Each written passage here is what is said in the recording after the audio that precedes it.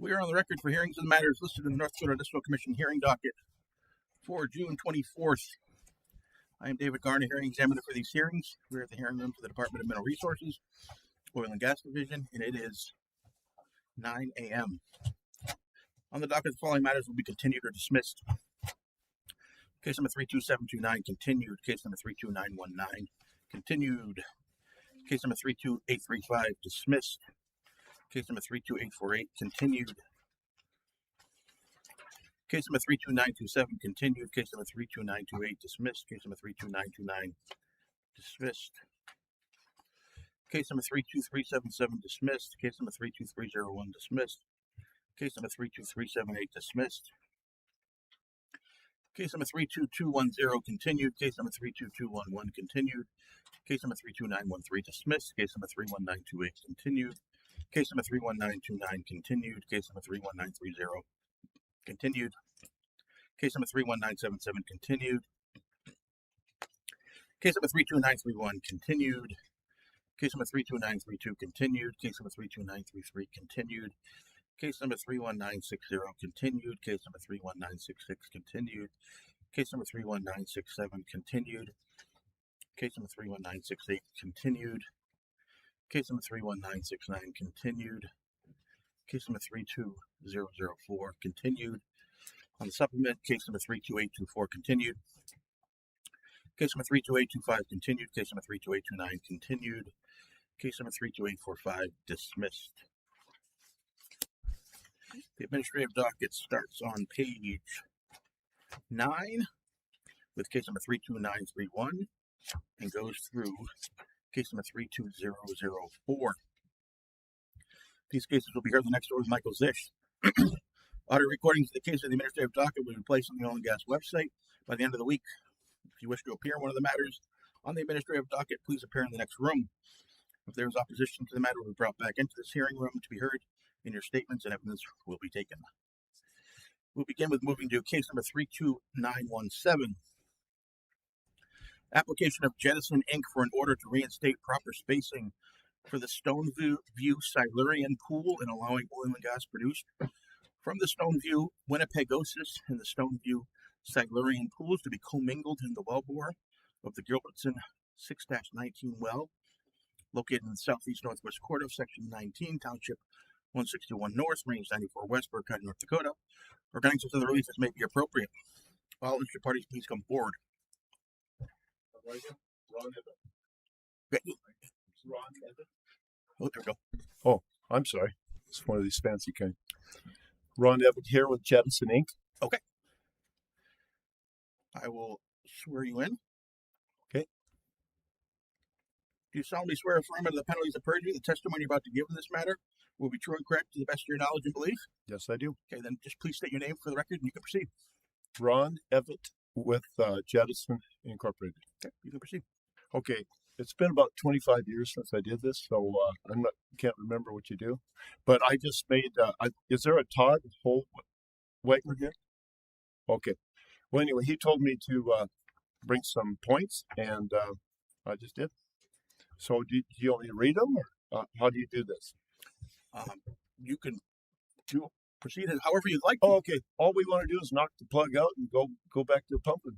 We got two zones, Winnipegosis, the top one, and the Silurian is only 179 feet away, and there's a plug in between them. These are just same things that I said in here, but Jordan Exploration, we used to own half of it. Now we own 100% of this well, and we never wanted to give up on those perfs when they had it, but they were the operator, and so we abandoned that zone together, I guess. And I just want to go back and drill it up. It's not going to give up a lot, but it'll give up a little. After we're going to acidize the Winnipegosis. It needs it. And then while we're there, got the rig up, we're just going to knock that plug out and produce them together. And this outline, is this your outline? Yes. And would you like to admit that into the record? Yes, I would. Okay. Since there's no one else here to object, I'll admit this into the record. Does this basically sum up what you were just saying? Yes, yeah. And it's just... the decline curves are there. What we'd like to do is to use the Silurian's decline curve that you see there in that graph. Just basically, it isn't a lot there, but we want to just estimate the production based on this decline curve and report it without a whole bunch of expensive fingerprinting and stuff when it's uneconomically not, the best. And just produce them together. That's it. That's all we want to do. The decline curve show it's kind of, I don't know how Jordan came up with this actually, because if you look at them decline curves, they're up, then they're down, then they're up and down and up and down. It's like they didn't know what to write down for the zone. So we think it's got more oil in it than water. And so we just wouldn't take long to knock it out and just pump them together. Okay. Yep. That's all we want to do. I am going to give the staff a chance to comment or question. Any questions from the staff? Ron, just for my knowledge, what formations? The Winnipegosis Okay. and the Silurian. I don't know what they exactly call it, but it's in the Silurian age. I threw in it's just a big old fracture is what it is in that density neutron log there. And we just want to open that up. They're only 179 feet apart. Oh yeah, and the main thing I want to make here is that we want the spacing to be the same as the Silurian. And off of your Exhibit A, it's highlighted for you. The spacing says northwest corner. And we just want it to be the same because you can't economically have two different spacings or well that you're commingling. It's impossible. So the zone that's open right now is what? The Winnipegos, it's up on top. Okay. And then Yeah. you want to knock the plug out and Yep. produce, and there's already Silurian perfs. Yep, it's already open. Okay. And we just produce them together. Okay. Yeah. Yep, it's shut in. It says right there, it's highlighted Exhibit A as shut in. And we just want to go knock it out and pump them together. Mm-hmm. That's really it. It'll add a little bit. They never pumped it much. But and these Winnipegosis are really, you got to understand them. They need acid on top there. It needs some more acid to make. It's got a lot of salt in it. It plugs up all the holes. So you got to have a big cavern of acidize it. So anyway, we're going to do that, but then go down and just have a few barrels a day to keep it all going. Yeah. Good. Yeah. Thank you. It won't take long to knock it out. It'll be easy. So, not too complicated. I didn't even know if I was supposed to show up, but you guys probably would have said just fine anyway. It's just keeping the well going. It'll help, a little bit of revenue for you guys' Christmas bonuses and stuff. Are those real? Yeah. I knew you'd like that, so that well would, help in that way. If there's nothing else, then Yeah. Oh, go ahead, Charlie. Go ahead, Rich. But the spacing has got to be the same. Otherwise, we won't even go to it because to keep the ownership production to pay separately is insane to do that. So, Ron, a couple of quick questions. When it was producing from the Silurian previously, do you know what the spacing unit was at that time? You guys put it here. It says right here, southwest. It's already designated as northwest. I'm sorry. It's highlighted Silurian Exhibit A, about the third page in. It's already says northwest. And this one, I don't know what AR means, but you guys have it. Status is AR. Oh, that's not the spacing. Oh, maybe it's on the next page. Let me see. Oh, it doesn't even say Winnipegosis. Doesn't even say what the spacing is. I don't know. Maybe I printed it funny or something, but anyway, it's just 179 feet above what you already has designated as northwest spacing. I don't even see the spacing on there on your guys' state. It's on the website, right? So I'm sure we can take a look at the yeah, previous orders and figure it yeah. out. Oh yeah. Hey, the Silurian was commingled with the Red River at one time, and now that's been abandoned. The Red River, and made a lot of water. I swabbed it personally, and I don't know how they think all the water came from Silurian. I think most of it came from the Red River. So I think it'll just mainly be a little oil additive, not a water. Okay. For production reporting purposes, what is your plan for allocating Right. the production to the various pools? Right. Just I want to use your decline curve for the Silurian, and we'll report the rest on the Winnipegosis. Just use the decline curve that's already there. So you'd use this. Your graph. It's not marked with an exhibit number, but Yeah, well, it is. the It's- graph in the it's packet. This, yeah, it's exhibit C. It's got a title page, and then it's decline curves, Gotcha. and the very next one is the Silurian. So you're planning to use that rate Yep. for the Yep. Winnipegosis. You can see it's not a lot anyway. It's just, and they got it way high water. I don't believe that. See, they did it. Jordan did all that right there. I didn't do that. And they have it way high. I actually believe it's the Red River's decline curve because it's way low, you know, and so it's But my the decline curve you have, the last page of this for Yep. Winnipegosis, that's what the well is currently doing now. that right, Okay. right. So what you're proposing is to use that decline curve, project its productivity. No, we'll use your Silurian one because I'm going to acidize that Winnebagosis. It's going to do better when I get done, and I just want to keep this the decline curve for the Silurians well as saying that that's what comes out of that zone. So then the rest will be Winnebagosis. See, it'll be easy to decipher which one because that'll be the Silurians right there, and whatever's on the balance will be the Winnebagosis. This total minus this curve will be the Winnebagosis. Was any portion of this Silurian curve that you've got in front of us right now, was any portion of that produced independently without the Red River? I don't know. I don't know. I don't believe. I believe they were both commingled together. The Red River and the Silurian were produced together, right? Not independently. No, I don't think so. I don't know. That's in your, I suppose, in the record somewhere. Huh? But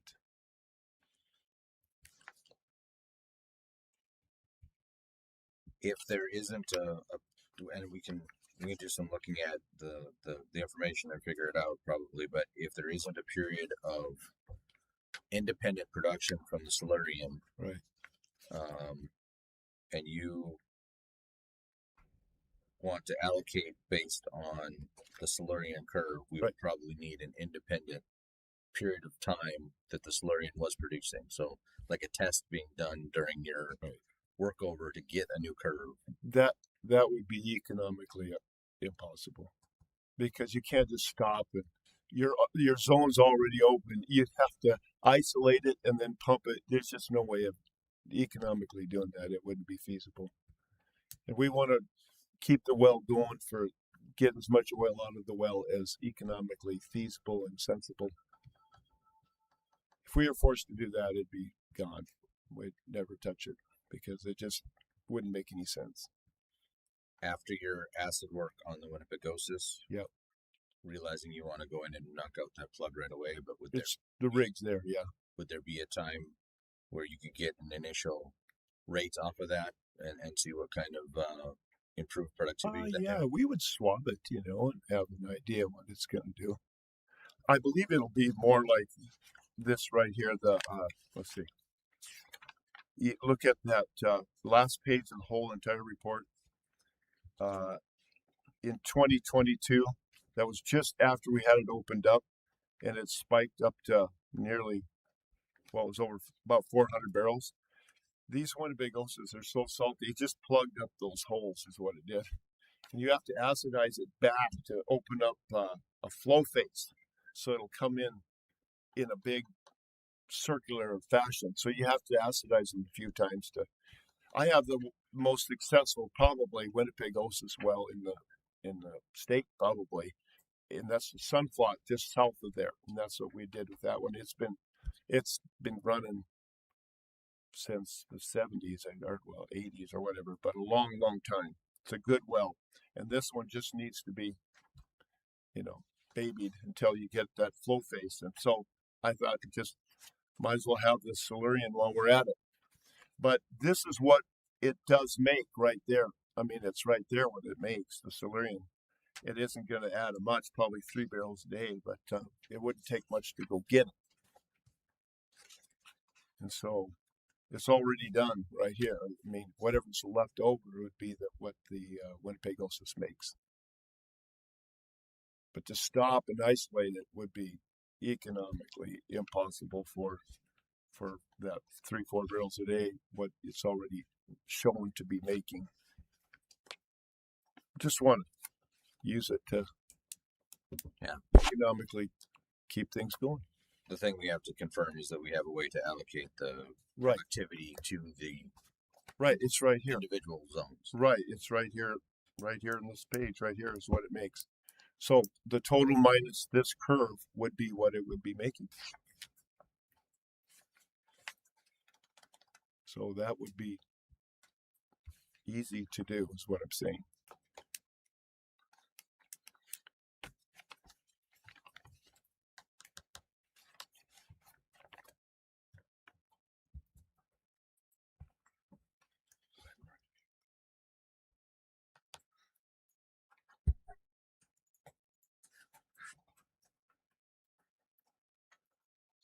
So, Ron, the Silurian was spaced on the northwest quarter, That's what it shows on the website. Yes. and Yes. Winnipegosis. I haven't had time to research this, but how long has a Winnipegosis been producing in this? It's right here on the curve. Last page. 2020. Looks like the very last month there of 2021.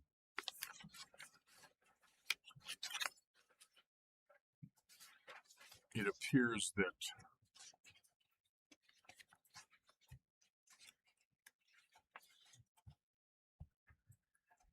because right now the spacing in the Winnipegosis in the Stoneview field is 320 acres. Oh, is it really? They didn't even show that on here. That's why I didn't. Yeah, it's And how on earth did that get to be only at northwest? It's deeper, I wonder. well, that's it's Silurian. I don't recall. The Silurian was temporarily spaced. It never was properly spaced. Oh, okay. So maybe it could be spaced as 320 also, because we're producing out of the other one anyway. The mineral ownership's consistent in the entire section. When we came up, we had the whole 640 with the Red River, and then when you came up whole, they cut it in half. Yeah, that's right. So I don't know why we couldn't keep the spacing the same, is what we'd like to do. So the mineral interest in section 19. Yeah, the entire section is the same ownership.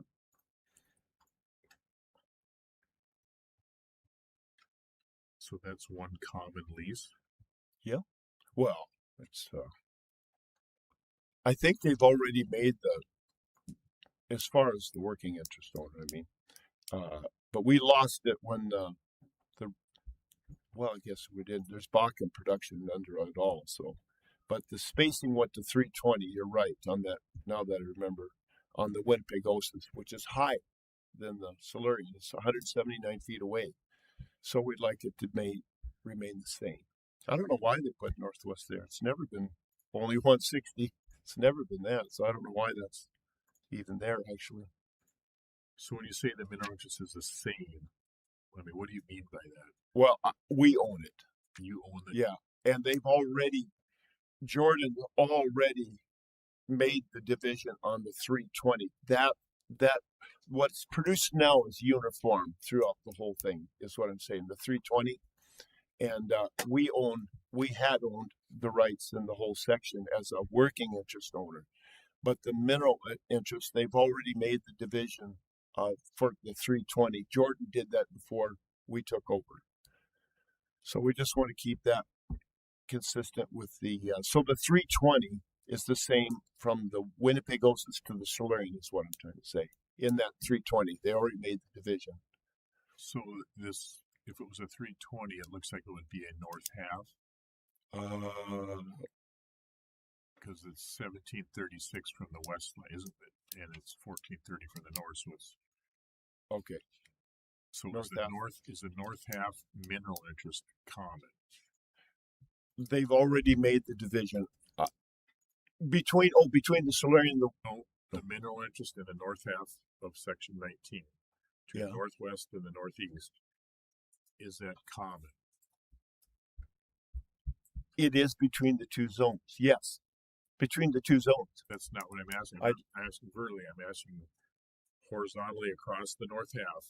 The mineral owners in the northwest quarter and the minerals in the northeast quarter, are they the same? I don't know, but well, it wouldn't make any difference because What if it's a 320 or a 160? right. But why they said one? I think that's a mistake because how could it change with that far away? I don't know how that could be. I'd have to call up Jordan and You ask him. You said the spacing right here shows right here. It's the northwest quarter. Right, but why would it be that? It doesn't make any sense. That's the way it was temporarily spaced. Right, you guys did it, and it was never 160 ever, because it was with the Red River for the entire section, and when we came up to produce the Winnipegosis, they put it at 320, so it was never produced at a northwest spacing. I don't know who came up with that. It doesn't even make sense. The Silurian should have been produced and paid out on a 160. Well, that's Jordan, not me. Yeah. I don't know. They never. I don't know. I don't know what they did. And if So- that's a problem, I won't even touch it. So if it's a 160, Who would know that? Who made that deciding right there? Who did that? well, the commission did based on Okay. testimony that was presented back in Oh. 2002. Well, then that'll take care of it right there, won't it? Well, they won't even mess with it. That was It's- Jordan expiration. And it was set at 160 acres. Wow. I'll have to ask them why that was. Why? So you saying they spaced it that way?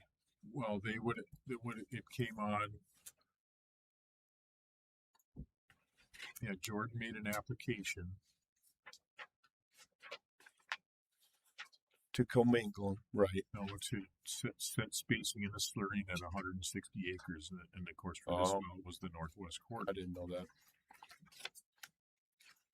I took care of that problem. So the Winnipegosis, like I said, was spaced. I don't know if it's still in effect. Well, yeah, they changed It it. must be because the well's still producing. Right. Yeah, it's still 320. So that's spaced 320, even though it appears I don't want to belabor this, but I'm guessing that you said it was 2021. Yeah. There's a completion report in here, it looks like.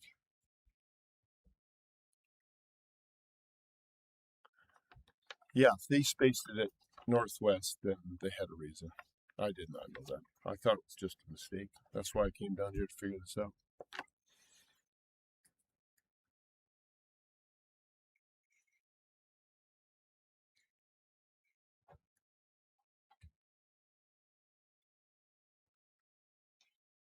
Okay.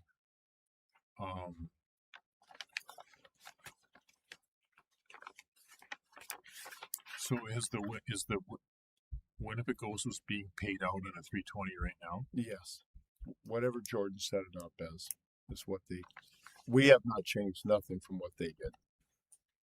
So can you say independently that it is being paid out on a 320? Yes. If they paid it out, it's been that way since 2021. So yes, nothing's changed. Nobody's changed anything of what they did. And so then the Silurian is northwest. So they did that. You're saying? But you want to recomplete to the Silurian. Well, not if they're two different spacings. That's what I'm- It's a nightmare of accounting nightmare. So if you recomplete to the Silurian, you would prefer that be spaced on the 320. then? Yes. Yeah. We sure would. Exactly. Okay. And the mineral owners probably would like it too.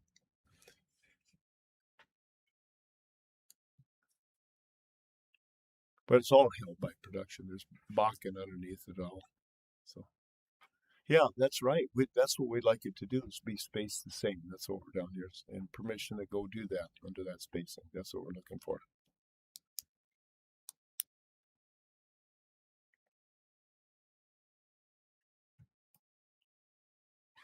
So you're paying out the Winnipegosis production right now. Right now. Do you know approximately how many mineral owners there are? No. No, it's all you. The oil buyer takes care of it all, you know.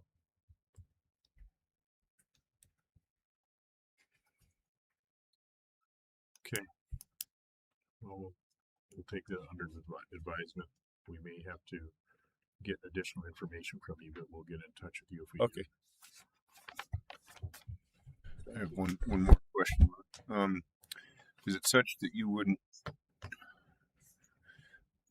once you do your acid job on the Winnipegosis, would you be able to produce that for a while and then go back and knock the plug out? Yes, but you're right there. You know, Yeah. you got the rig up and it'd be just, yeah, of course. But yeah. Okay. It's just right there. It's be so. I mean, operationally or economically, would you be able to do that? Well, if we don't have permission, yes, but we would just pump it the way it is, right? Yeah. But it'd be nice to save money and time, and the rig's there. Just Certainly. run it in there and Yep. Okay. take that thing out of the way. Thank you. Okay, that concludes our hearing for Thank case you. number Thanks for your time. 32917. Case number 32729, in the matter of hearing called on a motion of the commission to consider the temporary spacing to develop an oil and or gas pool discovered by Mario Operating Company LLC. This case has been continued to our July hearings. That concludes our hearing for case number 32729. Case number 32918.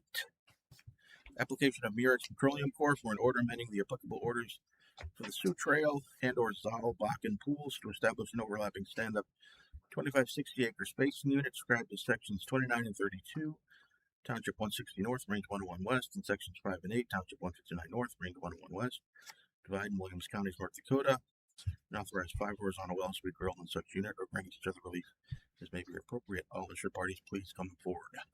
Thank you, Mr. Examiner. Wade Mann, PO Box 2798, Bismarck, North Dakota, appearing in this case on behalf of Murex Petroleum Corp.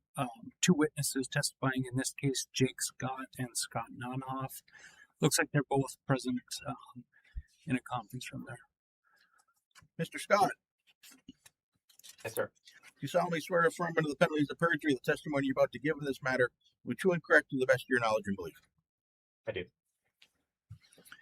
Jake, can I have you state your name, tell us by whom you're employed in what capacity, and give us your business address? Jake Scott. I'm a staff landman at Murex Petroleum Corporation, 1700 City Plaza Drive, Suite 575, Spring, Texas 77389. And Jake, have you previously testified before the commission? I have. Have you had your qualifications received as that of an expert? I have. And are you familiar with the line of matters associated with the proposed spacing unit? I am. Okay, I move the testimony, Mr. Scott, be received as that of an expert. Motion granted. And Jake, let's take a look at Exhibit 1. Can you identify the area of the proposed spacing unit? Sure. This is our regional locator map highlighting our requested spacing unit consisting of sections 29 and 32, 160, 101, and 5 and 8, 159, 101. And then moving on to Exhibit 2, could you identify the spacing unit you're asking for and then your working interest in that spacing unit? Sure. Again, this is the regional locator map, zoomed in a little bit more, 160, 101, 29, and 32, and 159, 101, 5, and 8. Murex's working interest in 29 and 32, is 40.63%, about 520 net mineral liters. And Jake, will you be working with Kraken with respect to this spacing and operatorship? Yes, we'll be working with Neptune and Kraken on this spacing unit. I have no further questions. I'd offer exhibits 1 and 2. Exhibits are admitted. Any questions from staff? Jake, if I miss it, what's your interest in the 2560? 40.63 in 29 and 32. Yeah, my question is, what's your interest in the 2560? It would be 20.31%. Okay, thank you.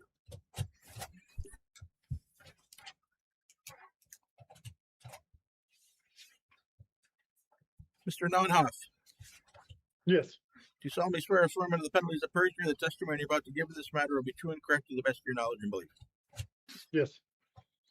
Scott, can I have you state your name, tell us by whom you're employed and what capacity, and give us your business address? My name is Scott Nonhoff. I'm employed by Murex Petroleum Corporation. I'm an engineer, reservoir engineer. Our address is 1700 City Place Drive, Suite 575, Spring, Texas, 77389. Scott, have you previously testified before the commission? I have. Have you had your qualifications received as that of an expert? I have. And Scott, are you familiar with all of the geology and engineering matters that are associated with the spacing unit you're asking for? I am. Okay, I'd move the testimony of Mr. Nonhoff be received as that of an expert. Motion granted. Scott, looking at that exhibit 3, you want to just walk us through how you intend to develop the spacing unit? We're asking for 5 wells for the spacing unit. This depicts roughly where we're going to be drilling the wells. The little dog leg on the second to the east well is more of a depiction of a twin to that Marilyn Olson well. As we've said, Neptune Kraken would be named the operator, and we would be drilling from the south location, pretty much on the pad, the Marilyn Olson pad, and would be drilling south to north. Okay. Let's move on and talk about a little bit of the geology. And looking at Exhibit 4, can you describe the structure underlying the spacing unit? Yeah, it's generally south-southeast dip, very uniform across the section. Okay. And then Exhibit 5, did you put together a cross section? Yeah, that's just depicts the wells that were used in the cross section. Okay. Let's move on to 6 then and walk us through what you're showing on the cross section. And 6 shows each of the major units, the base of the Bakken and the base of the second Bakken shell, as well as the Three Forks top. Also shows that it is a very uniform Bakken shell, Bakken formation across the structure, the cross section, and averages in 49 to 50 feet. Okay. Let's go ahead and move on to exhibit number 7. If you could summarize the reservoir data and the economics. Yeah, so we're conservative estimating water saturation is around 55%, which at the 49 feet thickness will deliver a recovery reserves of around 3.1 to 3.2 million barrels. Economics on $11.1 million well with facilities and everything per well will deliver a 50% rate of return.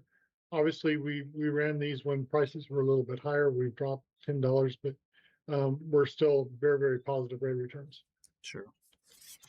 And then on exhibit 8, how would you propose that the wells be drilled and completed? Yeah, it'll be in the top section of the middle Bakken.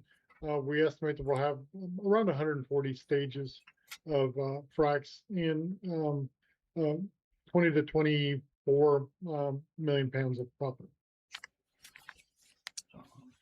And Scott, in your opinion, if the commission approves this 2560, is that going to prevent waste, protect relative rights, prevent the drilling of unnecessary wells? Yes, it will. Okay. I have no further questions. I'd offer exhibits 3 through 8, I guess, and exhibit 9, which is the gas capture plan affidavit. Exhibits are admitted. Any questions from staff?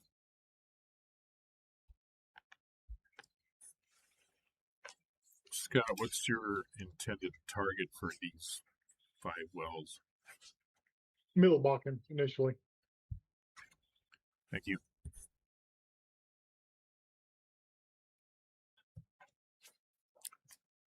That concludes our hearing for case number 32918.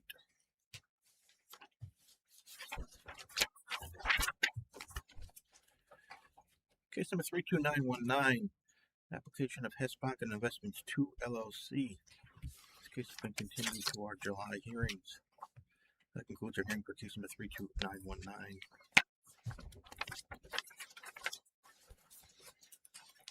Case number 32920, application of Kraken Operating LLC for an order amending the applicable orders for the Glass Bluff Bakken Pool to establish 2 overlapping stand-up 25 60-acre spacing units described as sections 211, 14, and 23, and sections 3, 10, 15, and 22, Township 151 North, Range 103 West, Mackenzie County, North Dakota, and authorize 4 horizontal wells to be drilled on each such unit or granting such a relief as may be appropriate. All interested parties please come forward. Thank you, Mr. Examiner. Wade Mann, PO Box 2798, Bismarck, North Dakota, appearing in this case on behalf of Kraken Operating LLC. I have 3 witnesses, Justin Payne, Brian Lucero, and Josh Luckner. Mr. Payne, Yes, sir. do you solemnly swear or affirm under the penalties of perjury the testimony you're about to give in this matter and in any subsequent matters today will be true and correct to the best of your knowledge and belief? Yes, I do. Justin, can I have you state your name, tell us by whom you're employed in what capacity, and give us your business address? My name is Justin Payne. I'm employed by Kraken Resources as a landman. Our business address is 945 Bunker Hill Road, Suite 1200, Houston, Texas 77024. And Justin, have you previously testified before the commission? Yes, I have. Have you had your qualifications received as that of an expert? Yes, I have. Are you familiar with the land matters associated with the requested spacing units? Yes, I am. I would move the testimony of Mr. Payne be received as that of an expert. Motion granted. And Justin, let's start with your L1. Just identify the area of the spacing units you're asking for. Can y'all see my screen up there? Is that clear? Yeah, you need to switch, so we're still on the cover page. Okay, sure. Exhibit L1 shows the regional locator map of the Glass Bluff Bakken Pool in Mackenzie County, North Dakota, highlighted there in 151, 103, and going north into 152, 101 as well. Okay. Let's move on then to L2 and the first of the proposed 2560s. Identify that and your working interest. Sure. Exhibit L2 shows the highlighted spacing unit sections 3, 10, 15, and 22. We have a estimated working interest of 13.52 in section 3, 40.45 in section 10, 55.58% in section 15, 48.07% in section 22. For the entire 2,500 acre recap for sections 3, 10, 15, and 22, Kraken holds 39.41% working interest. And then the next page of L2, can you identify that spacing unit, Sure. working interest?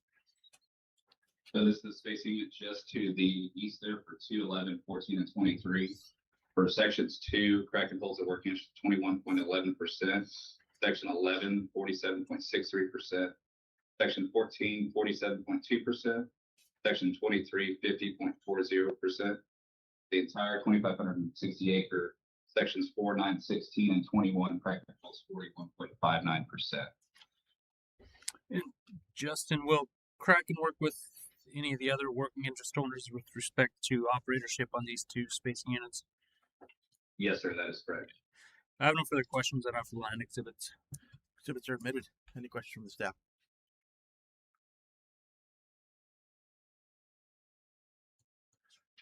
Mr. Lucero,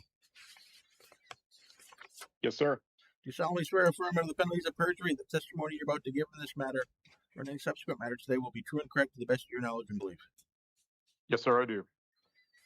Brian, can I have you state your name, tell us by whom you're employed in what capacity, and give us your business address? Yes, sir. My name is Brian Lucero. I am employed by Kraken Resources. I am their geology manager. Our address is 945 Bunker Hill Road, Suite 1200, Houston, Texas, 77024. And Brian, have you previously testified before the commission? Yes, sir, I have. Have you had your qualifications received as that of an expert? Yes, I have. Are you familiar with the geology underlying the proposed spacing units? Yes, I am. Okay, I'd move the testimony of Mr. Lucero be received as that of an expert. Motion granted. And Brian, start with your G1. Can you describe the structure underlying these spacing units? Yes, sir. G1 is a structure map based on the top of the Middle Bakken Formation.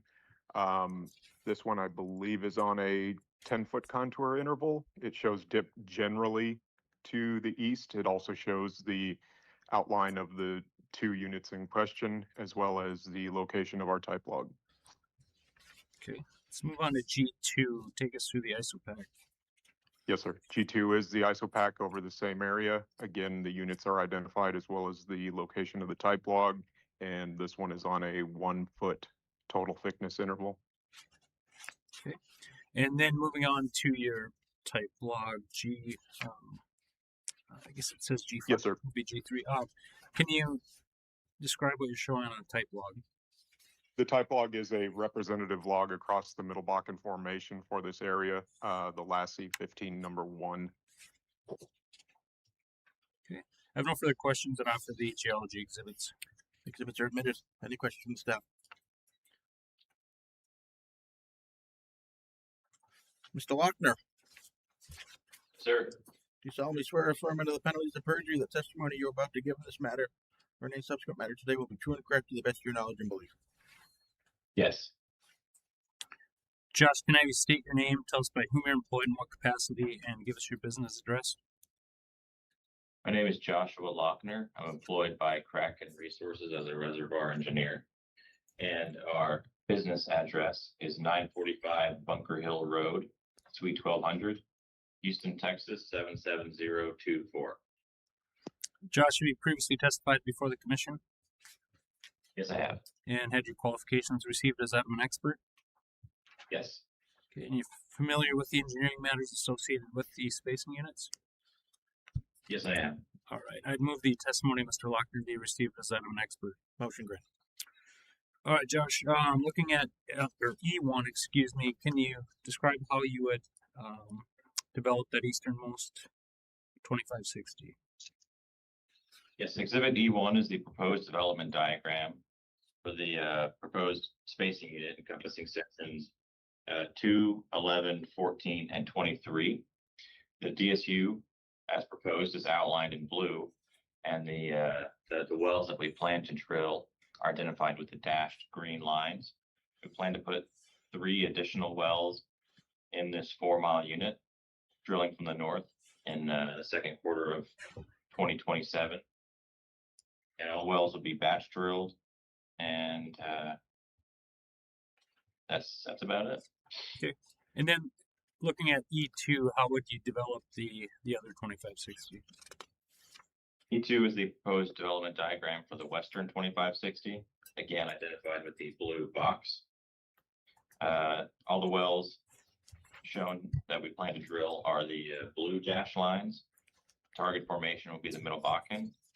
We plan to drill this from the north in the first quarter of 2027, and all the wells will be batch drilled as well. Okay. I'm looking at E3 now. How would you drill and complete those wells? Exhibit E3 is the 20,000-foot lateral wellbore schematic for both proposed spacing units. It shows our 4-string casing design with the conductor casing, surface casing, intermediate casing, and production liner, and identifies our completion strategy of cemented liner with plug and perf. Okay. Let's move on to E4. Can you summarize the reservoir data for us there? E4 is the reservoir data for the proposed DSUs in McKenzie County. Estimated TVD of 8,500 feet and a thickness of around 30 feet for the Middle Bakken. We expect a recovery factor of 2 to 3% from each well, and with a spacing unit of 2560 and an OOIP of 9.7 million barrels per section. for section, we're expecting EUR of 925,000 barrels of oil per well. The GOR we expected to start at 700 or so and rise to 1,500 over the course of the first few years. Okay, moving on to E5, what would the economics look like? E5 are the single well economics for the proposed spacing units. As I said before, the expected ultimate recovery is 925,000 barrels of oil per well. So when we consider an initial investment of $12.2 million and running economics at $60 for oil and $3.25 for gas, we generate a rate of return of 79%, an NPV of $7.5 million, and a payout that's under 2 years. And this is all assuming 100% working interest and 80% NRI. Okay. Josh, in your opinion, will establishment of the 225/60s prevent waste, protect relative rights, prevent the drilling of unnecessary wells? Yes, I would. Okay. No further questions that offer the engineering exhibits and the gas capture plan affidavit. Exhibits are admitted. Any questions from the staff? Josh, I thought when you were discussing Exhibit E1 that you were talking about drilling 3 additional wells. Did I? Sorry, if I said 3, I meant to say 4. Okay. What's your ideal interlateral distance here? Well spacing will be about 1,000 feet, 1050. Okay, thank you.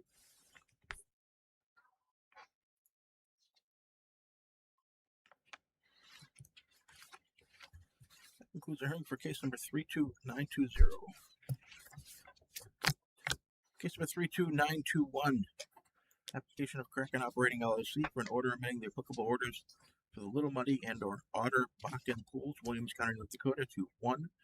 Terminate an overlapping 5120 acre spacing unit described in sections 15, 16, 21, 22, 27, 28, 33, and 34, Township 158 North, Range 101 West. 2. To establish an overlapping stand-up 5120 acre spacing unit described in sections 27, 28, 33, and 34, Township 158 North, Range 101 West. And sections 3, 4, 9, and 10, Township 157 North, Range 101 West, Williams County, North Dakota, and authorize 1 horizontal well to be drilled in such unit. Or 3, granting such other relief as may be appropriate. All interested parties, please come forward. Thank you, Mr. Examiner. Wade Mann, PO Box 2798, Bismarck, North Dakota, appearing in this case on behalf of Kraken Operating LLC. Same 3 witnesses will testify in this case. And they're still under oath. All right. Justin, let's look at L1. Can you identify the area of the proposed spacing unit? Sure. Exhibit L1 is our regional locator map showing the Little Muddy and Otter Bakken pool in Williams County, North Dakota. In the north there in the kind of red peach color is the Little Muddy Bakken pool, and just to the south in 157, 104, 101 is the Otter Bakken pool. Okay, let's move on to L2. If you could identify the 5120 you're asking for and your working interest. Sure. The 5120 is highlighted in green in Township 158 North and 101 West, just moving south there. For sections 28, we hold 88.26%. 27, we hold 97.47%. 33, we hold 53.8. 34, we hold 100%. And then 3, 4, 9, and 10, we have 0%. For the entire 5,120 acre spacing unit, we have an estimated working interest of just under 43%. And again, Justin, would you work with the other major working interest owners with respect to operatorship? Yes, sir, we would. I have no further questions that offer the land exhibits. Exhibits are admitted. Any questions from the staff?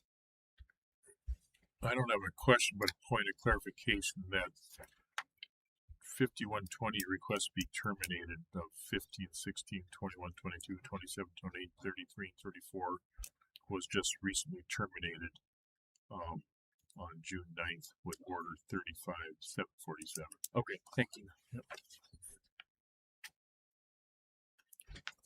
You can proceed. All right, Brian, let's look at G1. Can you take us through the structure underlying the spacing unit?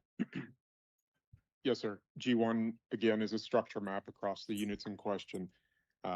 This is based on the top of the Middle Bakken Formation. In this case, it's a 50-foot contour interval. Shows the outline of the units in question as well as the location of our type log. Okay, and then moving on to G2, take us through the ISOPAC map. Yes, sir. G2 is the ISOPAC of the Middle Bakken Formation across the same area. In this case, it is a 1 foot thickness contour interval, and again, shows the location of our type log. And then moving on to the type log, the next exhibit, can you describe what you're showing on that? Yes, sir. This is our representative log of the Middle Bakken for the area, the Wolverton number 1-4. Okay, I have no further questions for Mr. Lucero. I'd offer the geology exhibits. Exhibits are admitted. Any questions from the staff?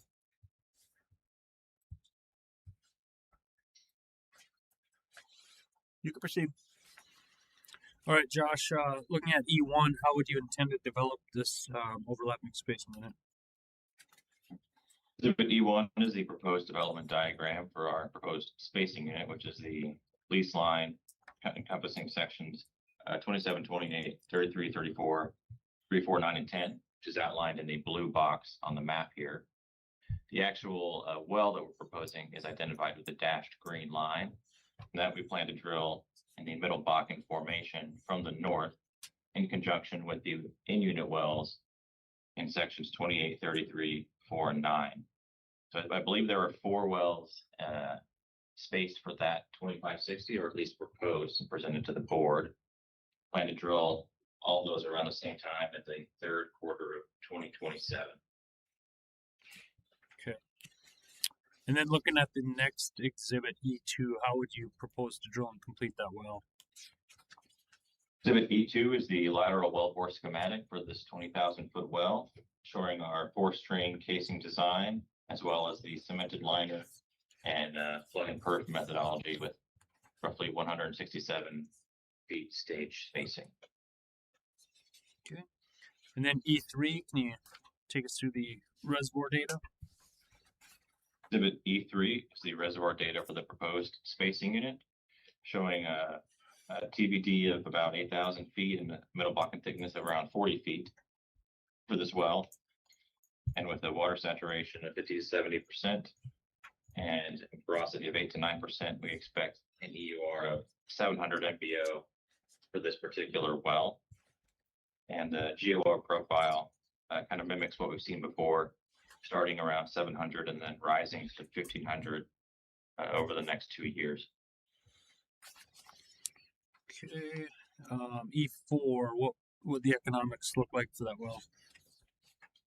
Exhibit E4 show the single well economics for this proposed 4-mile well with an EUR of 700,000 barrels of oil and an initial investment of $12.2 million. We expect the rate of return to be 33%, and each well to generate a value of $3.4 million, assuming 100% working interest, 80% NRI. The payout will be 2.8 years for a return on investment of 1.37. Josh, in your opinion, what establishment of the overlapping spacing unit for that lease line development, would that prevent waste, protect filler rights, prevent the drilling unnecessary wells? Yes. Okay, I have no further questions off the engineering exhibits and the gas capture plan affidavit. Exhibits are admitted. Any questions from the staff? Just a point of clarity on the geology exhibits. There's exhibit G1, G2, and G5.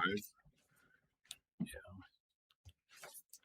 Assuming that meant what is it supposed to be G3? Or it should be G3. Yeah. Okay. Okay. Thank you. That concludes our hearing for case number 32921. Case number 32922. Application of Oasis Petroleum North America LLC for an order amending the applicable orders for the Rosebud Bakken pool to establish 2 overlapping stand-up 2560 acre spacing units described as sections 5, 8, 17, and 20 and sections 6, 7, 18, and 19, Township 153 North, Range 102 West, Williams County, North Dakota.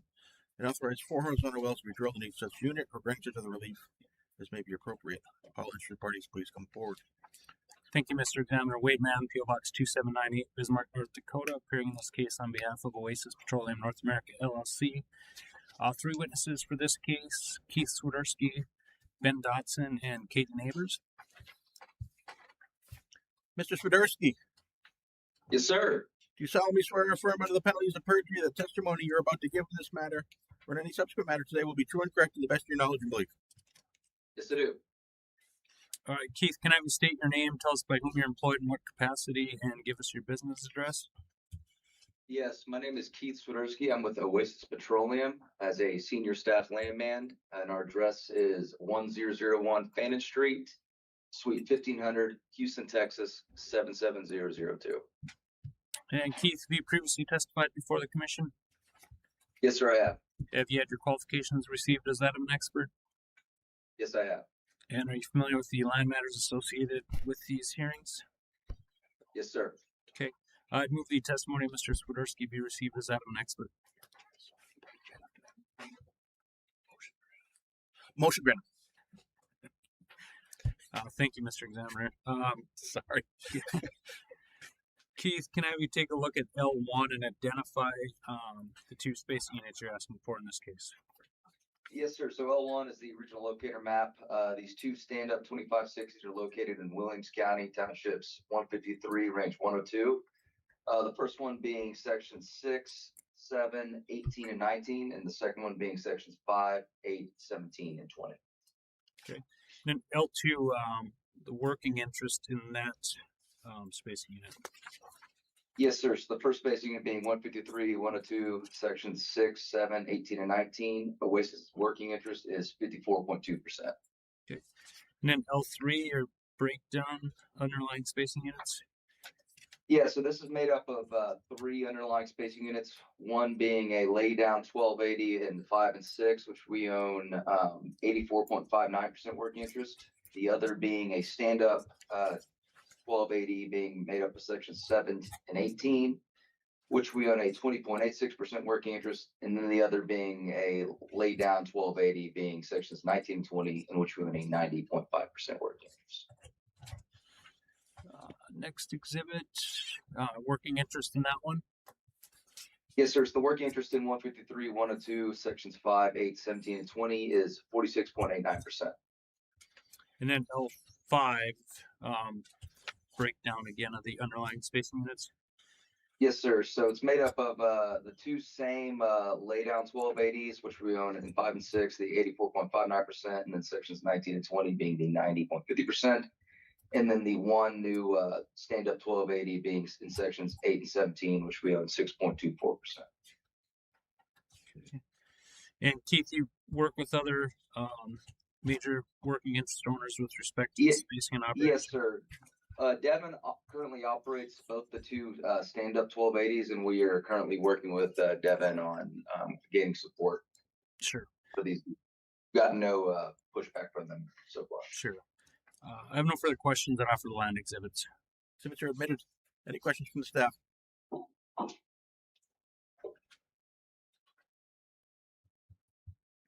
Mr. Dotson, Yes, sir. do you solemnly swear or affirm under the penalties of perjury the testimony you're about to give in this matter or in any subsequent matter today will be true and correct to the best of your knowledge and belief? Yes, sir. Ben, can I have you state your name, tell us by whom you're employed, in what capacity, and give us your business address?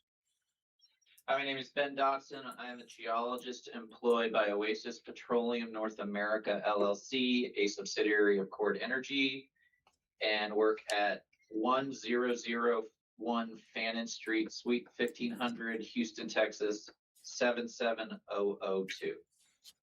Ben, have you previously testified before this commission? Yes, sir. Have you had your qualifications received as that of an expert? Yes, sir. Are you familiar with the geology matters associated with the spacing units? Yes. Okay, I'd move the testimony of Mr. Dotson be received as that of an expert. Motion granted. And Ben, starting with G1, can you describe the structure underlying the spacing units? Hello. G1 is a Upper Bakken SSTVD structure map with contour intervals of 25 feet.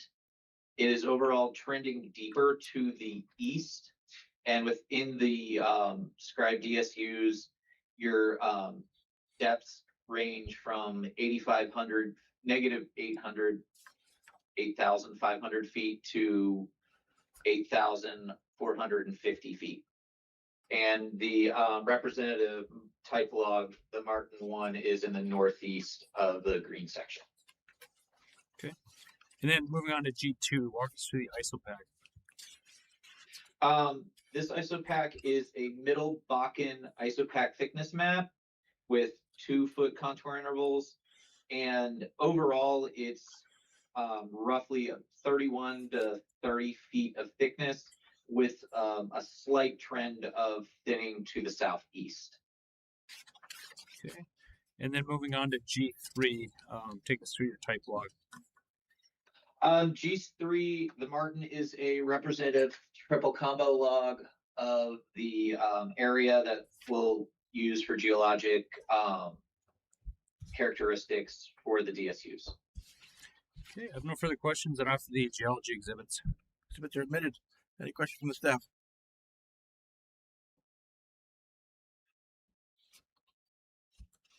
Ms. Neighbors, Good morning. do you solemnly swear under the penalty, swear or affirm under the penalties of perjury the testimony you're about to give in this matter or any subsequent matter today will be true and correct to the best of your knowledge and belief? Yes, sir. Katie, can I have you state your name, tell us by whom you're employed, in what capacity, and give us your business address? Yes, I'm Katie Neighbors. I'm a senior development engineer with Cord Energy, parent company of Oasis Petroleum. We are at 1001 Fannin Street, Suite 1500, Houston, Texas 77002. Katie, have you previously testified before the commission? Yes, sir. Have you had your qualifications received as that of an expert? Yes, I have. And are you familiar with the engineering matters that are associated with the requested spacing units? Yes, sir. Okay, I'd move the testimony of Ms. Neighbors be received as that of an expert. Motion granted. And Katie, let's start with E1. Can you describe how you develop each of these two 2560s? Yes, so Exhibit E1, the two red boxes represent our stand-up 2560s. We're showing two pad locations in the southern portions of sections 31 and 32. We do have landowner support for these, and we're showing 4 4-mile stand-ups being drilled from north to south. Okay. Let's look at E2 then. Can you summarize the reservoir data and the economics for us? Yes, so on Exhibit E2, the top table summarizes our anticipated reservoir characteristics. On the second table, you can see we're expecting a 4-mile EUR of 859,000 barrels per well. And at a $10.5 million investment, we anticipate a 60% rate of return. Okay. And Katie, in your opinion, if the commission approves these two 2560s, is that going to prevent waste, protect relative rights, prevent the drilling of unnecessary wells? Yes, sir. Okay. I have no further questions. I'd offer engineering exhibits and gas capture plan affidavit. Exhibits are admitted. Any questions from the staff?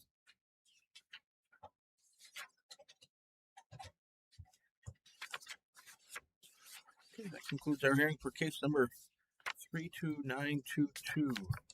At this time, we will take a 10-minute break. You guys just want to hold tight. We got a 10-minute break.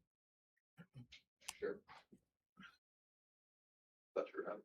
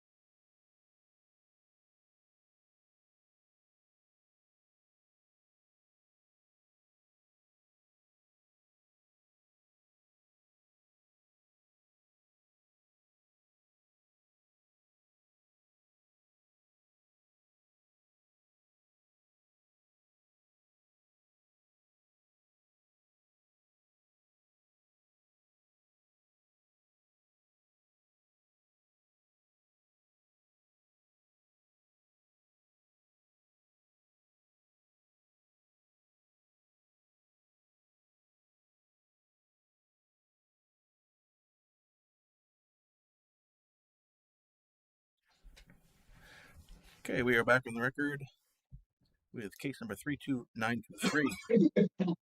Application of Oasis Petroleum North America LLC for an order amending the applicable orders for the Hart, Butte, Bakken, Poole, Dunn, McLean, and Montreal counties, North Dakota, to 1. Establish an overlapping 2560 acre spacing unit described as sections 28, 29, 32, and 33, Township 149 North, Range 91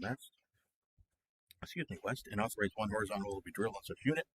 2. Establish 3 overlapping stand-up 38, 40 acre spacing units described as sections 5, 6, 7, 8, 17, and 18, sections 19, 20, 29, 30, and 31, and 32, and sections 21, 22, 27, 28, 33, and 34. Township 149 North, Range 91 West, and authorize 1 horizontal well to be drilled on each such unit, or 3, granting such relief as may be appropriate. All interested parties, please come forward. Thank you, Mr. Examiner. Wade Mann, PO Box 2798, Bismarck, North Dakota, appearing in this case on behalf of Oasis Petroleum North America LLC, and it will be the same 3 witnesses in this case. Okay, they're still under oath. Okay. You can proceed. Yeah. Keith, looking at a series of overlapping spacing units here, can you just identify those on L1? Yes, sir. So here's the regional locator map. These units are located in Township 149, Range 91 in Dunn County. The first one being the 3840 outlined in red, made up of in sections 5, 6, 7, 8, 17, and 18. The second being outlined in green, made up of sections 19, 20, 29, 30, 31, 32. And the third 3840 being outlined in orange, being sections 21, 22, 27, 28, 33, and 34. And then the 2560 being made up of sections 28, 29, 32, and 33. Okay. Then on L2, your working interest in the 2560. Yes, sir. So works in the 2560 is 93.7%. Okay. And then the L3, underlying spacing unit breakdown there.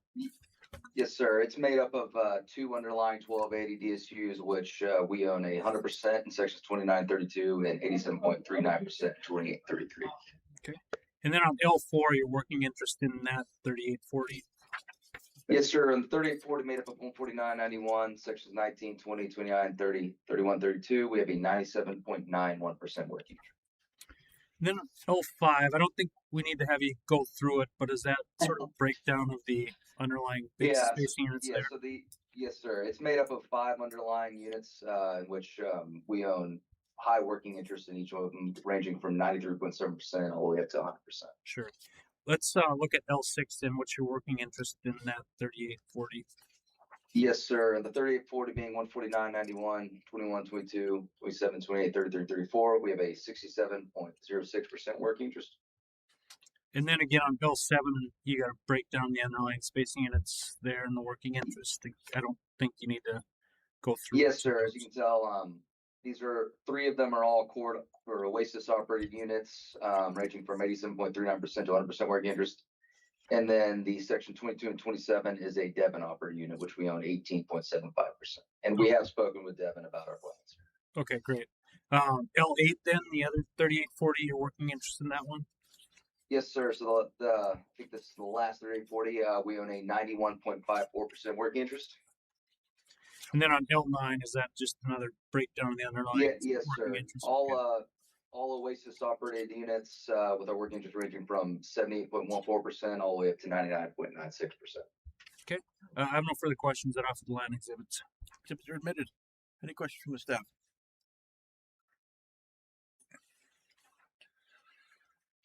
Keith, the 2560 of 28, 29, 32, and 33. Mm-hmm. I believe that spacing unit already exists. There is a spacing unit in zone 50, which allows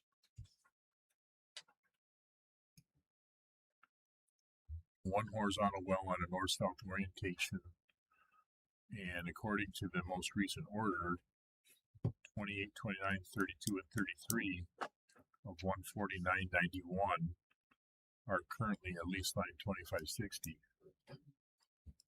No. So well, if that's the case, then I think we're good here, huh? I would appear that relief has already been granted. Yeah. 17, 18, 19, and 20 are currently a lease line 2560, which I assume you would want that terminated.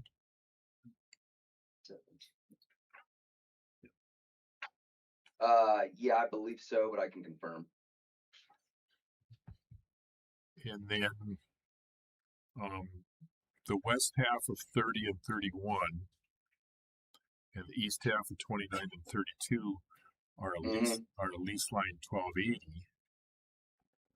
It's actually a stand-up 1280 from what I've seen. There's a base underlying communitization agreement there that is not an overlap, and the BLM requires that we allocate to the underlying CA. That's why it's set up that way.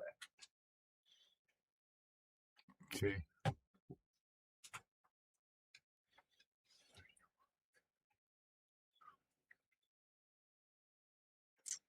Yeah, I didn't look through. I'll confirm that. And then 21, 22, 27, and 28 are also a lease line 2560. So I assume you'd want that one terminated. More than likely, yes, sir, but I'll confirm.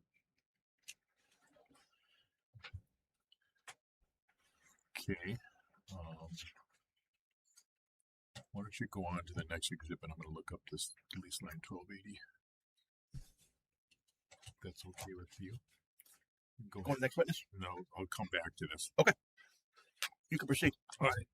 Ben, let's look at G1. Take us through the structure underlying the spacing units. Okay. So the first map is a Upper Bakken SSTVD structure map with 25-foot contour intervals. It is trending deeper to the west, and within the overall DSUs, it has a depth change between negative 7,875 feet to roughly 8,045 feet negative. Sorry. And our type log, the MHA, is to the southeast of the units. Okay. Let's move on to G2 and go through the isopac now. This is an isopac thickness map of the Middle Bakken with 2-foot intervals, contour intervals. And there's overall thinning to the southeast, with the thickest portion in the northeast of the DSUs at 35 feet and thinning to the southeast at 26 feet. Okay. And then G3, the type log, just describe what you're showing there. The MHA type log we see here is representative of the geologic characteristics that the DSUs will show. It is to the southeast of the overall DSUs in the area. Okay. I have no further questions. I offer the geology exhibits. Exhibits are admitted. Any questions from the staff?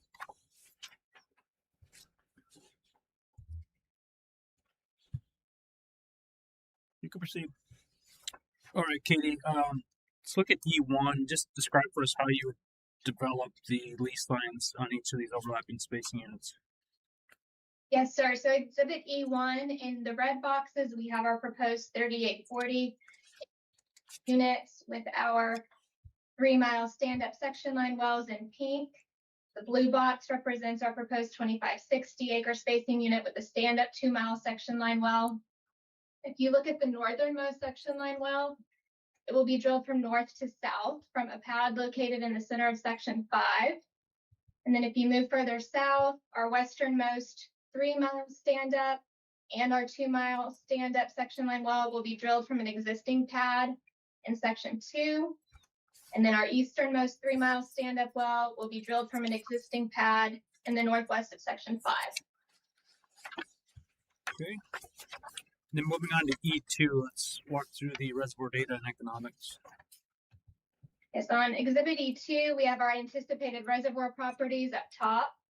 And then for the bottom 2 charts, I've got our 2-mile economics and recoveries in the center column and our 3-mile economics and recoveries on the far right columns.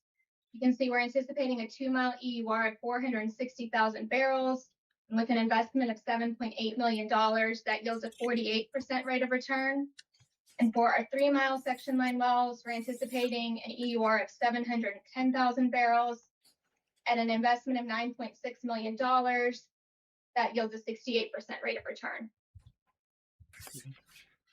And Kate, if the commission approves each of these overlapping spacing units for this proposed lease line development, would that prevent waste, protect relative rights, prevent the drilling of unnecessary wells?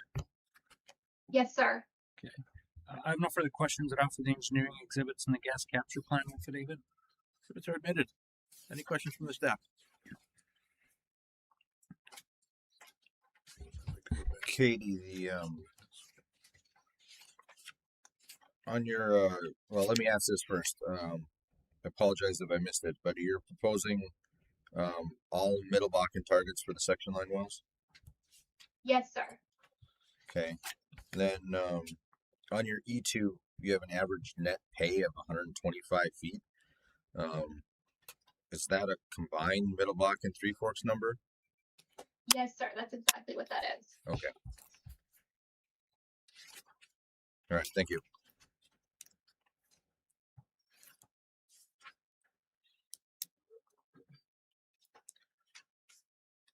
I'd like to recall. Yeah, Keith. Yes, sir. So Keith, I did confirm that the west half of 30 and 31 and the east half of 29 and 32 are stand-up lease line 1280. Say again? The west half of 30 and 31 and the east half of 29 and 32 are stand-up lease line 1280. Okay. There were a number of those established in this area, I believe. And the unique circumstance here is the east half of section 31 is a stand-up 320. Yes, sir. And I don't believe it's involved in any other space unit, base space unit that, that I'm aware of. So would Oasis have an issue if the 3840 consisting of 19, 20, 29, 30, 31, and 32 were a stand-up 1920 lease line consisting of the east half and west half of those sections? Are you asking if we would have any issues? Yeah. I don't believe so. No, I think we've discussed this previously. Obviously, we understand like just the way with the underlying units and CAs are kind of set up, it makes it a little more unusual than normal. But certainly, I mean, I think that's something that we could obviously execute on. Okay, thank you.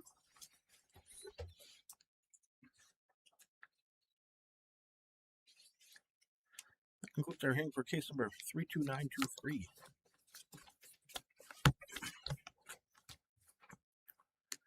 Case number 32924.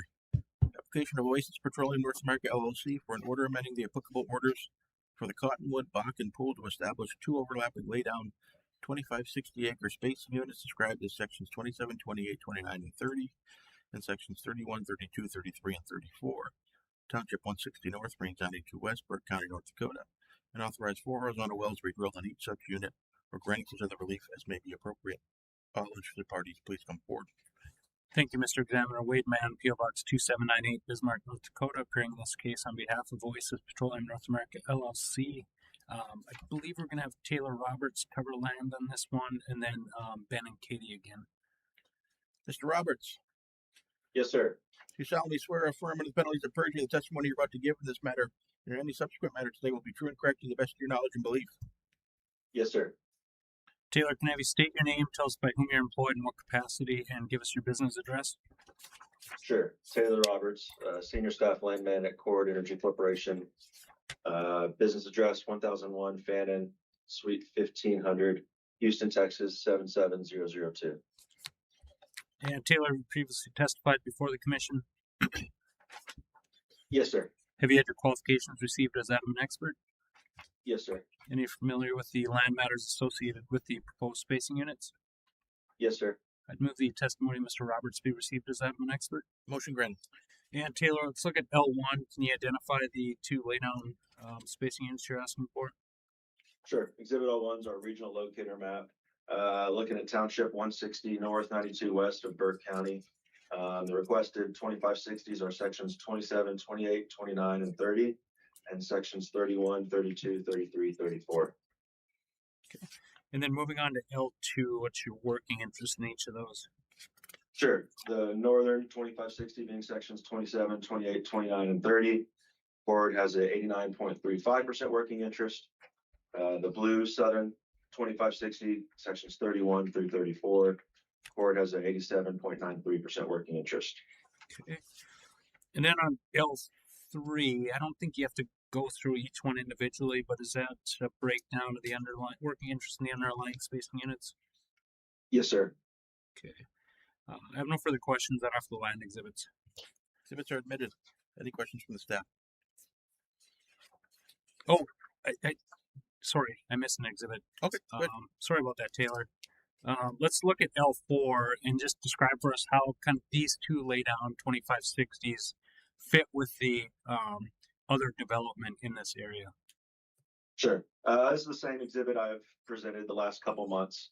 We've been actively spacing in this township, but these two laydowns kind of complete this township and our development in this area. So this should be a familiar exhibit to the commission, updated with recently approved orders and case numbers. Sure.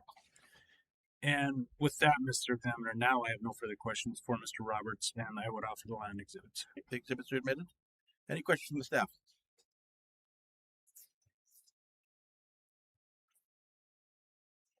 You can proceed.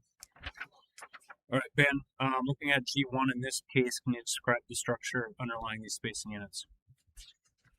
So we're looking at an Upper Bakken SSTVD structure map with 25-foot contour intervals.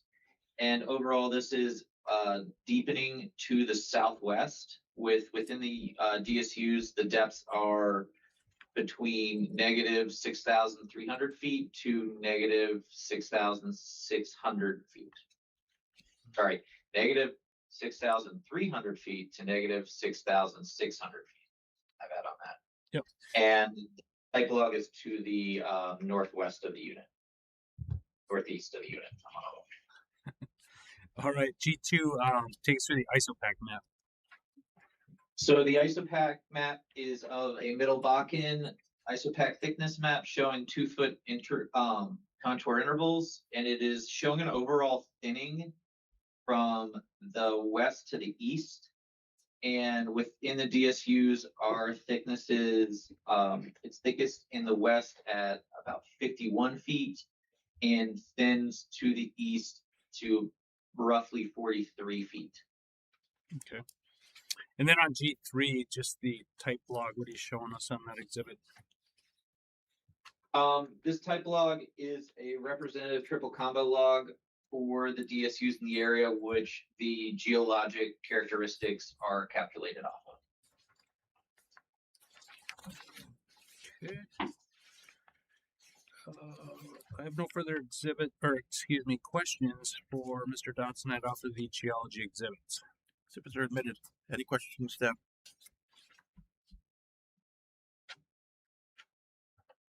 You can proceed. All right, Katie, let's look at E1. How would you intend to develop these two spacing units? Yes, sir. So the red boxes outline our proposed 2560 acre spaced units. We're showing 4 laydown 4-mile Middle Bakken wells drilled from east to west from pads located in sections 27 and 34. Okay. And then looking at E2, can you summarize the reservoir data and then the economics? So on Exhibit E2, we have anticipated reservoir properties for the combined Middle Bakken and Three Forks up top. For a 4-mile EUR, we're anticipating 670,000 barrels with a $10.5 million investment that yields a 48% rate of return. All right. And Katie, in your opinion, if these get approved, would that prevent waste, protect correlative rights, prevent the drilling of unnecessary wells? Yes, sir. Okay, I have no further questions. I'd offer the engineering exhibits and gas capture plan affidavit. Exhibits are admitted. Any questions from the staff?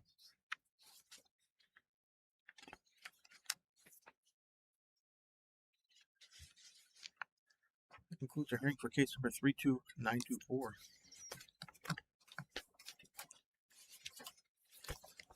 Case number 32835.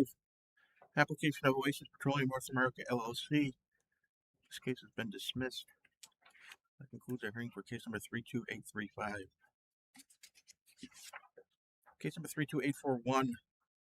Application of Enterplus Resources USA Corp. for an order amending the applicable orders for the Murphy Creek Bakken Pool to establish an overlapping stand-up 2560 acre space unit described in sections 211, 14, and 23, Township 144 North, Range 95 West, Dunn County, North Dakota, and authorize 3 horizontal wells to be drilled on such unit or granting such other relief as may be appropriate. All interested parties, please come forward. Thank you, Mr. Examiner. Wade Mann, PO Box 2798, Bismarck, North Dakota, appearing in this case on behalf of Enterplus Resources USA Corp. Gonna have Prince Ekby cover land on this one, and then I believe it'll be Ben Dotson and Katie Neighbors again. Did we lose? Mr. Ekby. Did we lose those guys? Oops. Did we lose the board folks? Did they divest Interpost already? No. Is that going down to 3 companies now instead of 4? No.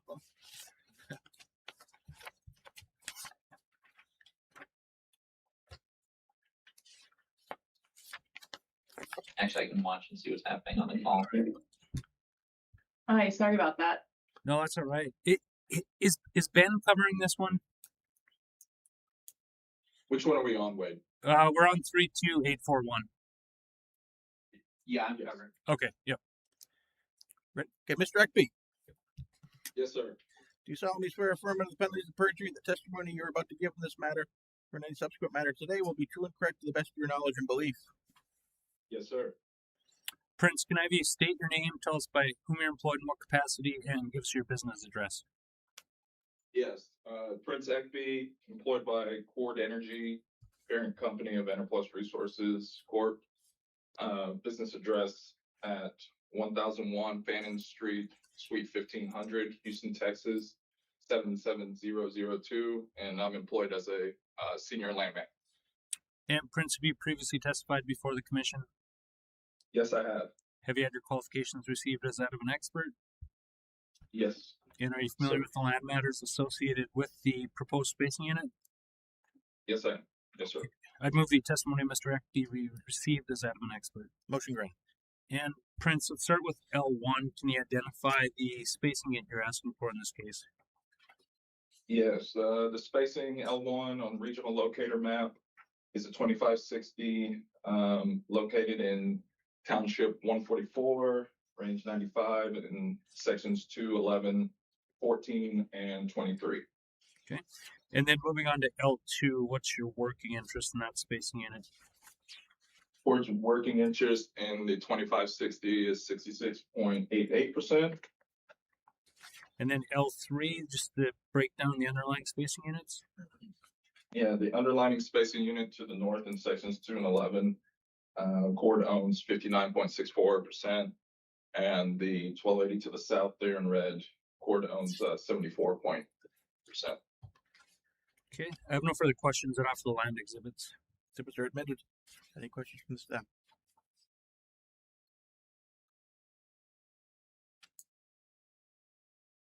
Your next two witnesses are still under oath. You can proceed. All right, Ben. Let's look at G1. Describe the structure underlying this spacing unit. So the structure map you're seeing is an Upper Bakken SSTVD structure map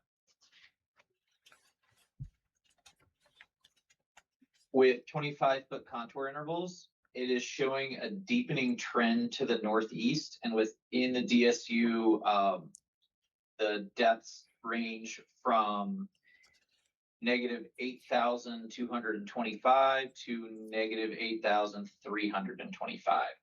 And our type log, the Larson, is directly to the east of the unit. Okay. How about G2? What are you showing on the ISOPAC map there?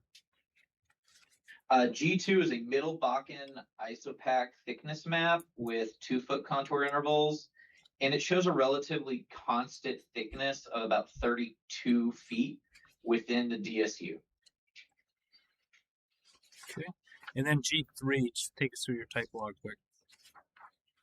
G3 is the Larson is a triple combo type log that's representative of the DSU from which geologic characteristics were built off of.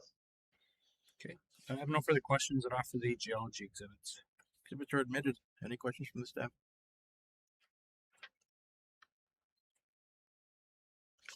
You can proceed. All right, Katie, let's look at E1. How would you propose to develop this spacing unit? Yes, sir. So Exhibit E1, the red box outlines our 2560 acre spaced unit. We're proposing 3 4-mile middle Bakken stand-ups drilled from the south to the north from a pad located in section 23. Okay, and then moving to E2, summarize the reservoir data and then the economics for us. Yes, so on E2, we have our combined Middle Bakken and Three Forks reservoir properties up top. For a 4-mile infill location, we're anticipating an EUR of 640,000 barrels. And at a $10.7 million investment, this yields a 37% rate of return. Okay. And Katie, in your opinion, if this gets approved for that development, is that going to prevent waste, protect relative rights, prevent the drilling of unnecessary wells? Yes, sir. Okay, I have no further questions off the engineering exhibits and the gas capture plan affidavit. Exhibits are admitted. Any questions from the staff?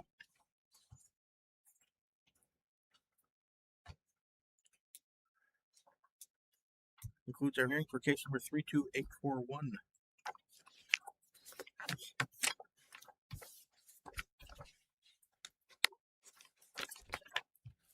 Case number 32848. Application of Petro Hunt LLC. This case has been continued to our July hearings. That concludes our hearing for case number 32848.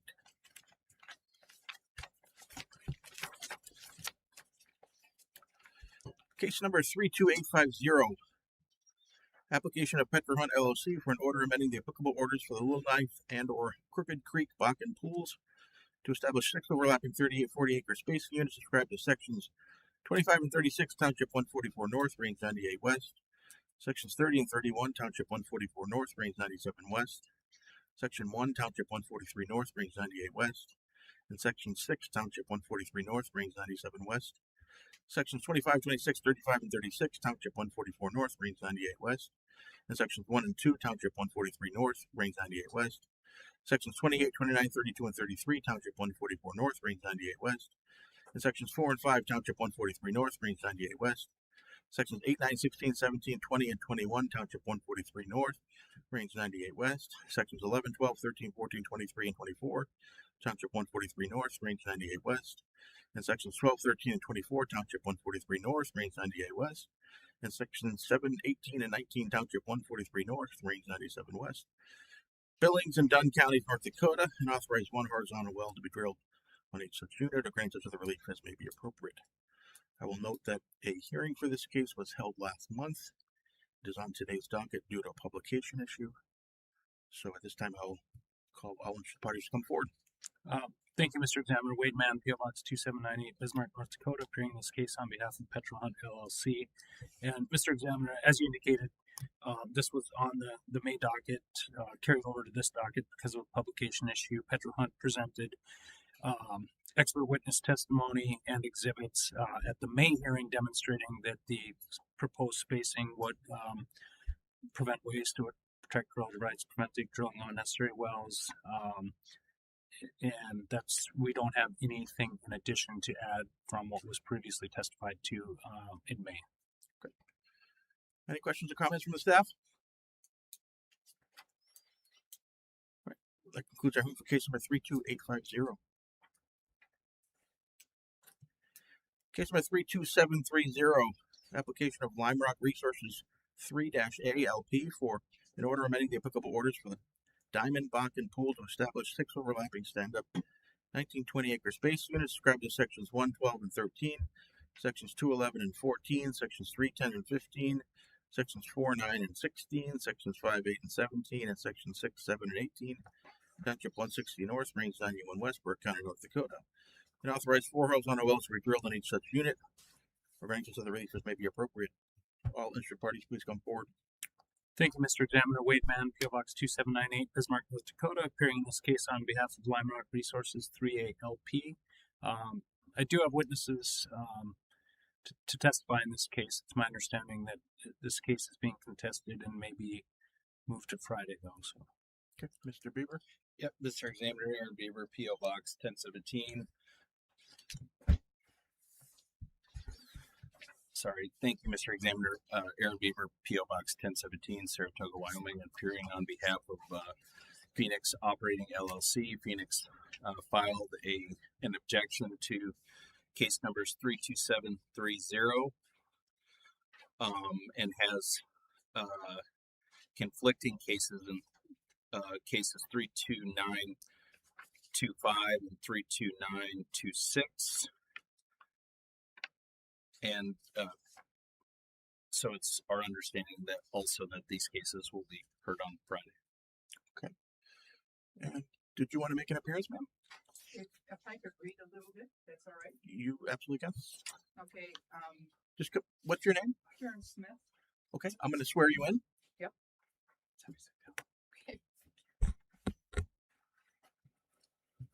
Okay, please raise your right hand. You solemnly swear or affirm under the penalties of perjury the testimony you're about to give in this matter or any subsequent matter today will be true and correct to the best of your knowledge and belief. That's correct. Okay, you can proceed with the testimony. Okay. This is Class 1 air quality on Lostwood Wilderness area. It's in Diamond Township of Burke County. Before I begin presenting more detailed information, I want to stress to the oil and gas industries that the air quality has been monitored on Lostwood Refuge since 1979. This length of time provides a sound, scientific baseline of data to protect the Class 1 air quality of the Lostwood Wilderness area.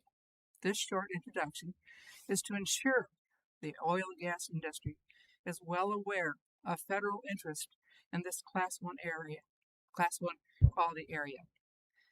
By the early 2000s, air and water quality studies on Lostwood allowed a broad conclusion. This is the quote, potential adverse effects from fossil fuel development were not yet detectable. That's important.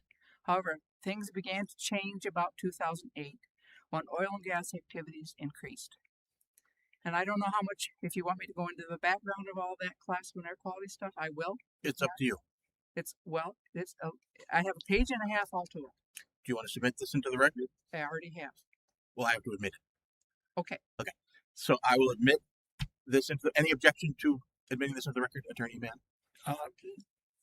No objection, Your Honor. Just, I don't think it's relevant to the spacing here. This is a hearing to determine the appropriate spacing for these wells. I don't know that this necessarily relates to the appropriate spacing. So, Mr. Bieber? I guess I echo that or second it.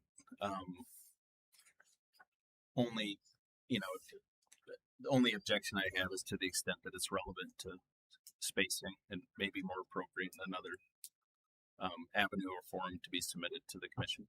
Okay. I will note your comments, objections. I'm going to admit this into the record. And I'm going to give the staff a chance to comment or question on, first of all, on her testimony, but also on what appears to be the request to continue this to Friday.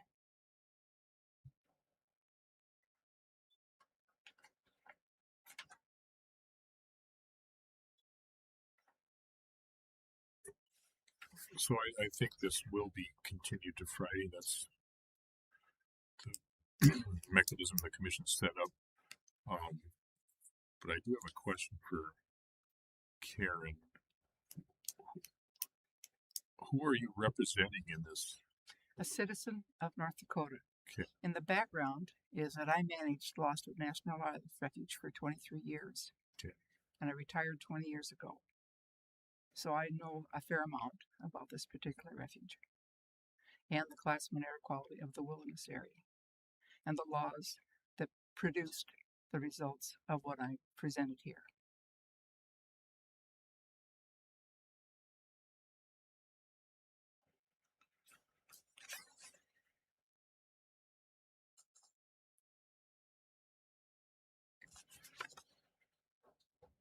So in your written testimony,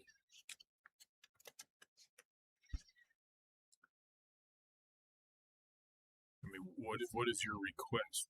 Are you objecting to this? I mean, My objective is to make sure the oil industry is well informed that this Class 1 air quality area is there, and it's right next to where they're developing a proposed amount of oil development that's other than not what's already there.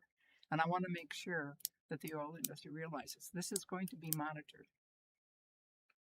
So they need to take air quality precautions when they develop this system. so you're not necessarily objecting to the spacing of these lands. It's just how the operators operate once they are Yes. drilled and Yes. completed. I mean, the oil development is very destructive of air quality, water quality, and natural resources of this area. But I can't object to it because it's going to happen regardless. Okay, thank you. Do you want me to continue or just want to just? That is up to you. You can continue if you'd like to read off this or provide further testimony, subject to obviously questioning, but Okay, well then since you guys have this, I don't want to take your time. Okay. But I do have two questions. One, are you oil companies going to be drilling underneath the refuge in your horizontal drilling? I mean, I can't necessarily speak for my client. These cases, the spacing units do not go into the refuge. So, okay, not with respect to these cases. Mm-hmm. Okay. Do oil companies know now where the new proposed well drilling sites are in Diamond Township? We have exhibits. So Lime Rock has exhibits that they'll present that will show the proposed location of the wells, at least as to this time, kind of where they'll be located within these sections in this township and range. And the access to that is open to the public? all right, let me just interject here. So I'm going to grant the continuance to Friday, June 26th of this case number 32730. It sounds like maybe the next two cases. And it sounds like your comments apply to these three cases, but you also have some questions. These are the attorneys for the company. It might be more appropriate for you to ask the witnesses at the hearing. You are obviously welcome to appear at the hearings on Friday, June 26th. I don't believe these attorneys are probably the right people to necessarily, and they might want to defer to their witnesses. So I was going to say, yes, ma'am.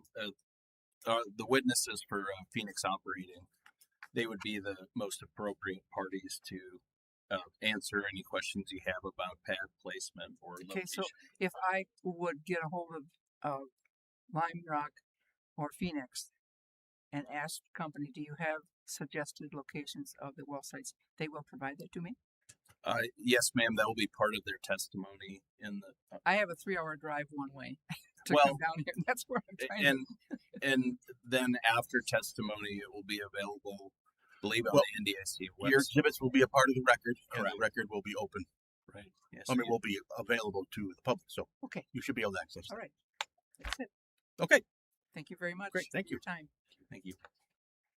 So case number 32730 will be continued until Friday, June 26th. That concludes our hearing for case number 32730. Case number 32925. Application of Phoenix Operating LLC for an order amending the applicable orders for the Diamond Bakken Pool to establish a laydown 2560 acre space unit comprising sections 7, 8, 9, and 10, Township 160 North, Range 91 West, Burke County, North Dakota, and authorize up to 4 horizontal wells to be drilled in such unit and or grant such relief as may be appropriate. All interested parties, please come forward. Thank you, Mr. Examiner. Aaron Beaver, P.O. Box 1017, Saratoga, Wyoming, appearing on behalf of Phoenix Operating LLC. This case number 32925 is spacing which conflicts with Lime Rock spacing, proposed spacing in case 32730, and so therefore we ask that it be heard alongside that case on Friday's docket. Attorney Matt. And yeah, thank you, Mr. Examiner. Wade Mann, PO Box 2798, Bismarck, North Dakota, appearing in this case on behalf of Lime Rock Resources 38 LP.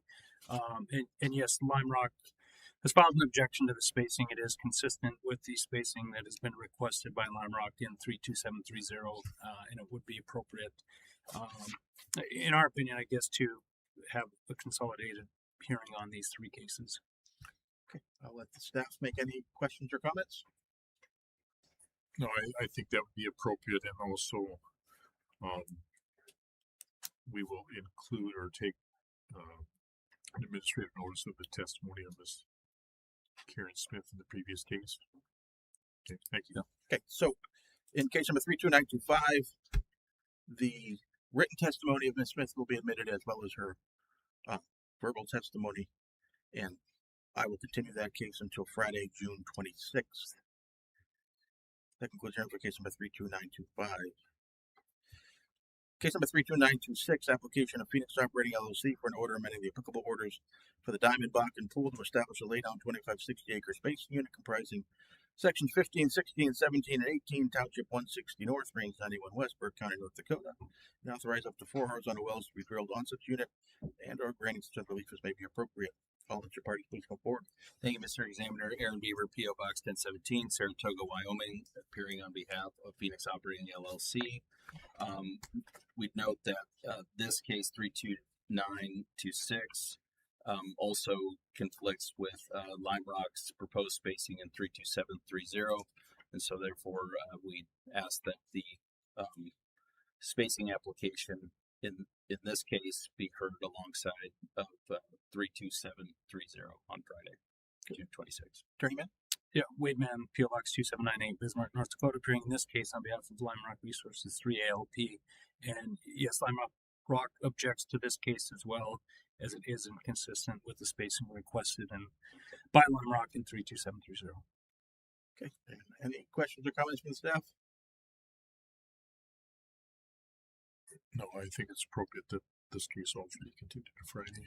Okay, so for case number 32926, I will also admit the written and verbal testimony of Ms. Smith, and she's welcome to appear at the hearing, but I will continue this case until Friday, June 26th. And that concludes our hearing for case number 32926. And at this time, we'll take a 5-minute break.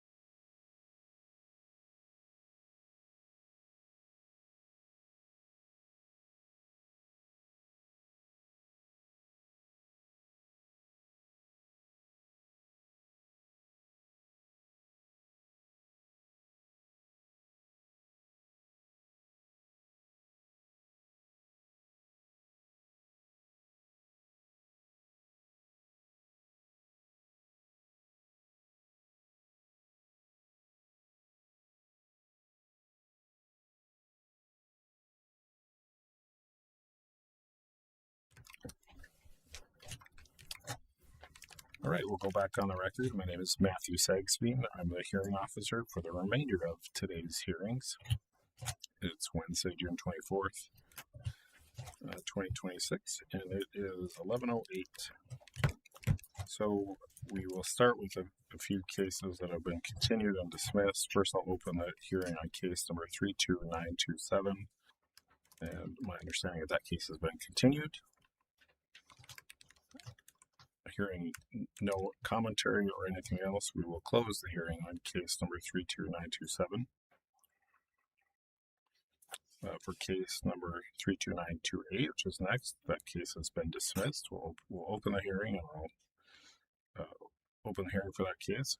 Anything else on that? Hearing nothing, we will close the hearing on case number 32928. Next case on the docket is 32929. I'll open the hearing on that case, and my understanding that case has been dismissed. So I will close the hearing on case number 32929.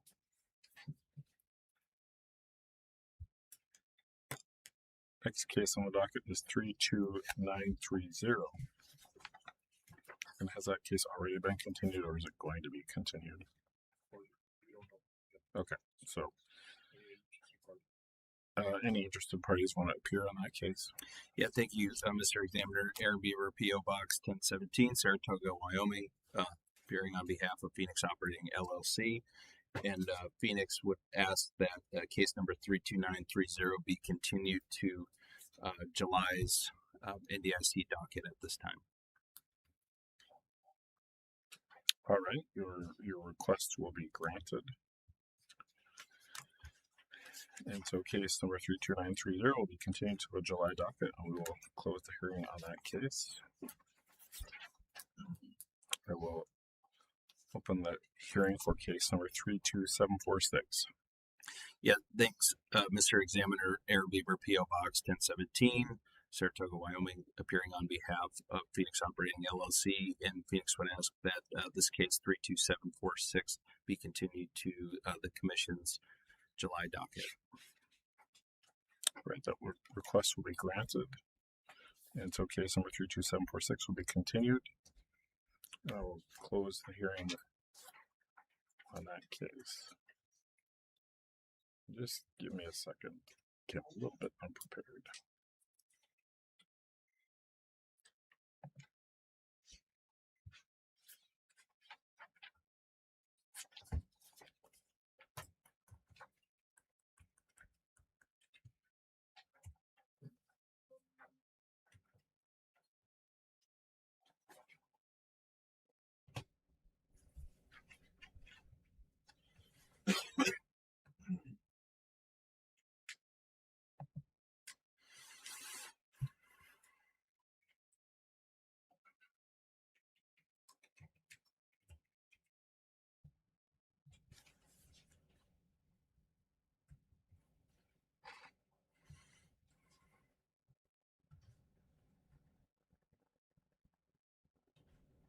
Okay, next case on the docket is case number 32742.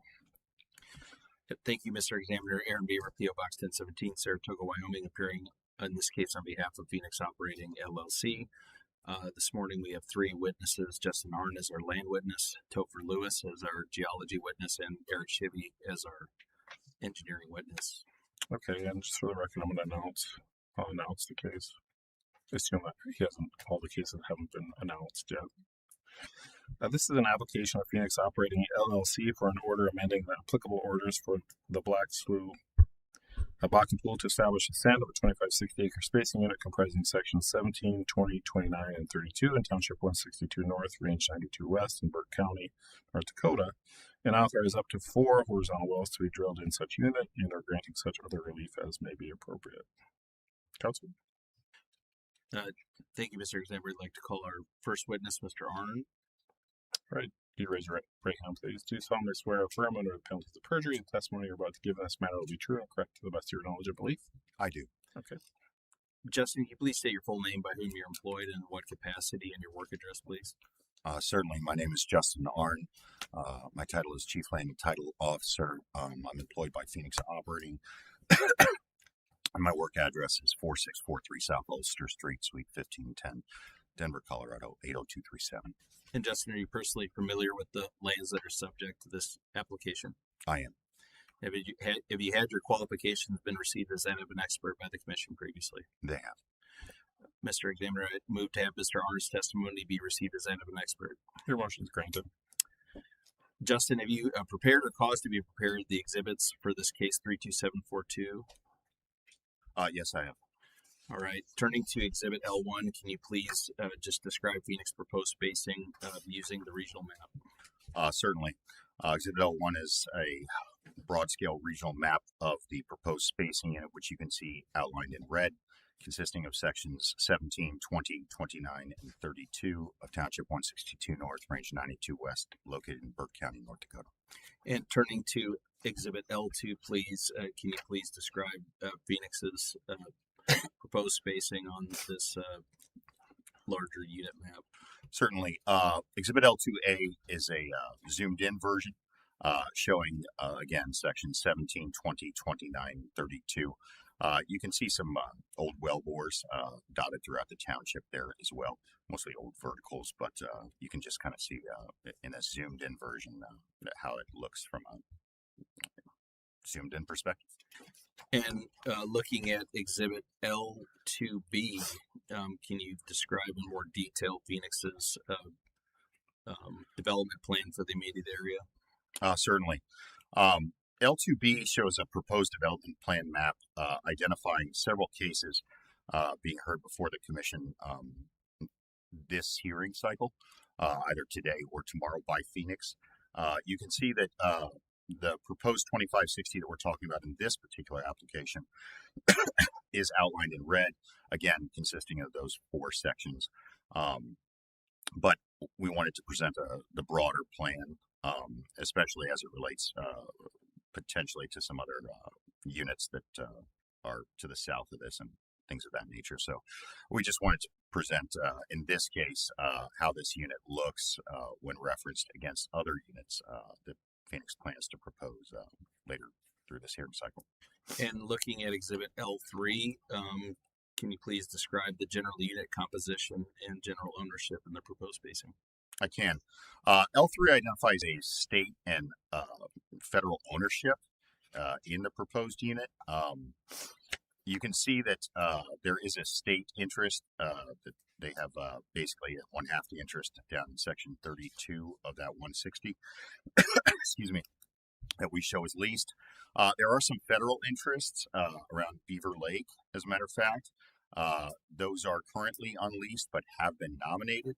One of them does not yet have a sale date. It's a very small sliver that we think that the Fed has, the BLM has minerals beneath. And then the other one was nominated again by Phoenix, I believe, and that's been given a sale date of January of 2027. That's a 40-acre tract there in section 17.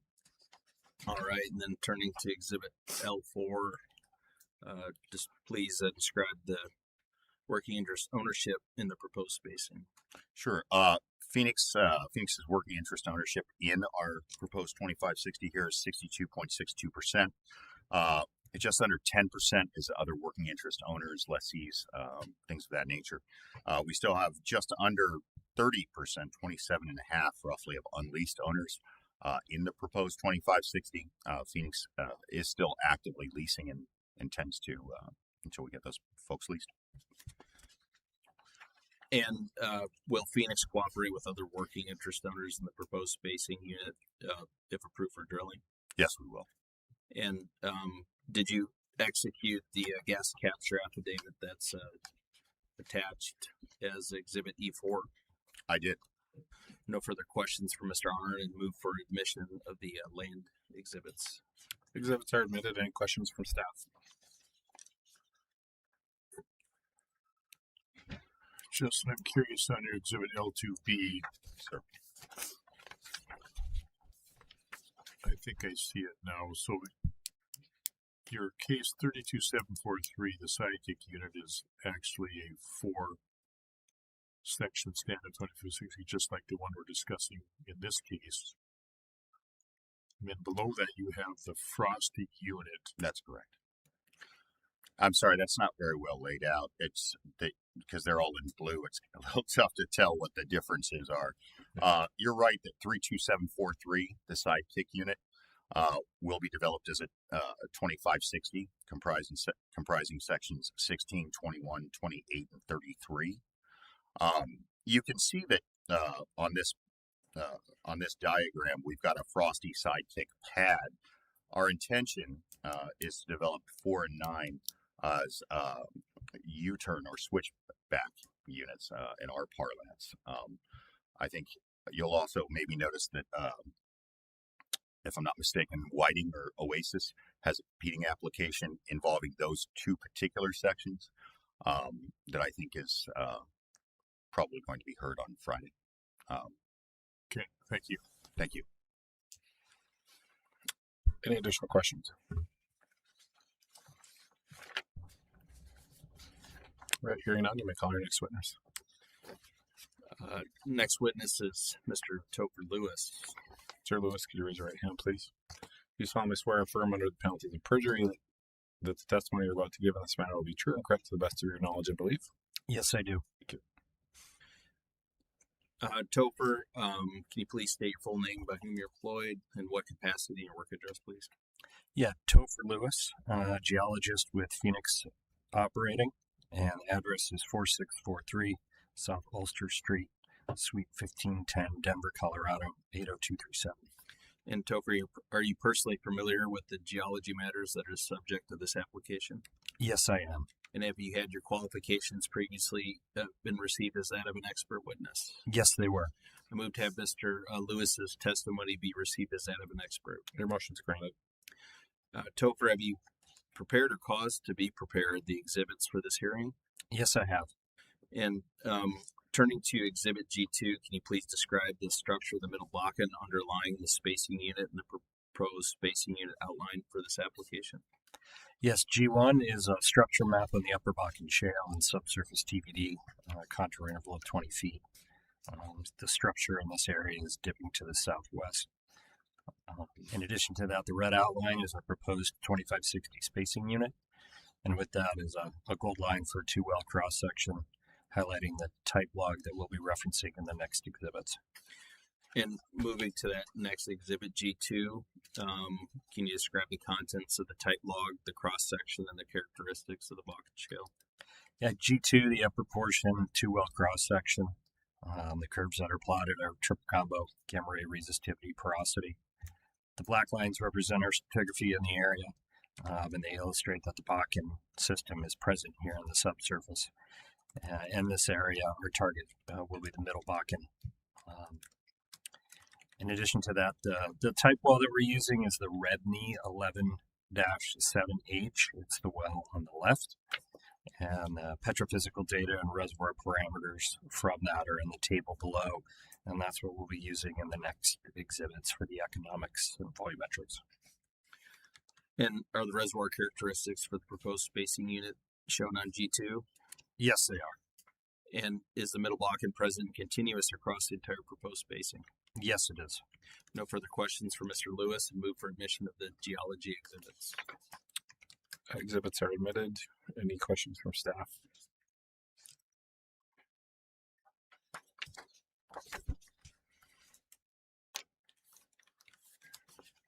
All right, hearing none, you may call your next witness. Next witness, sorry, is Eric Shivy.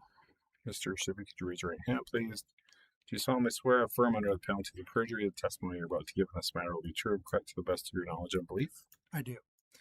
Eric, can you please state your full name, by whom you're employed, and what capacity and your work address, please? Yes, my name's Eric Shivy. I'm employed by Phoenix Energy, Vice President of Reservoir Engineering and Corporate Reserves, and my business address is 4643 South Ulster Street, Suite 1510, Denver, Colorado, 80237. And Eric, are you personally familiar with the engineering matters that are the subject of this application? Yes, I am. Have you had your qualifications been previously received as that of an expert witness? Yes, they have. I move to have Mr. Shivy's testimony be received as that of an expert. Motion's granted. Eric, have you prepared or caused to be prepared the engineering exhibits for this hearing? Yes, I have. Eric, using Exhibit E1, can you please describe Phoenix's wellbore diagram for this proposed spacing unit? Sure. Good morning. This is our 3-string standard casing design we use in the Williston Basin. 4.5-inch liner is cemented in place, and as these are proposed as 4-mile laterals, they'd be completed with approximately 100 frac stages via plug and perf. And Eric, using Exhibit E2, can you please also describe Phoenix's proposed development plan for this proposed spacing and the pad location? Yes. Starting with this is our full development plan for the DSU we're proposing. 4 in-unit wells, 4-mile laterals. They'd be 660-foot setbacks to the west and east, so it's approximately 1320-foot spacing in between wells. We have an identified pad location there in the southeast of Section 32. So we plan to batch drill and complete these drilling south to north. Thank you. And turning to Exhibit E3, can you please discuss the well economics for the wells in this proposed unit? Sure. In the top table, that's kind of our ARPS parameter describing our decline curve. Initial rate about 28,500 barrels of oil a month. It yields an EUR for oil of about 650,000 barrels per well, as there's 4 wells in the DSU being proposed. That's about an 8.3% recovery factor in the DSU. And then the gross economics in the table below, I assume the flat oil price is $70 WTI. Strip currently 5-year strip, so a little lower than that, about $66 per barrel. I realize that. But ran at a flat $70 oil, $3.50 gas. D&C cost is approximately $11.76 million per well. 100% working interest with an assumed royalty rate of 20% yields a PV10 of approximately $7.4 million per well, an internal rate of return of 45%, and ROI undiscounted of 2.2, and a payout just about 1.84 years. Eric, in your opinion, will Phoenix's proposed spacing and operations in this unit protect relative rights, prevent waste, and avoid the drilling of unnecessary wells? Yes, I believe so. And looking at real quick, Exhibit E4, is that the gas capture affidavit previously testified to by Mr. Arnn? That's correct. No further questions for Mr. Shivy, and move for admission of the engineering exhibits. Exhibits are admitted. Any questions from staff?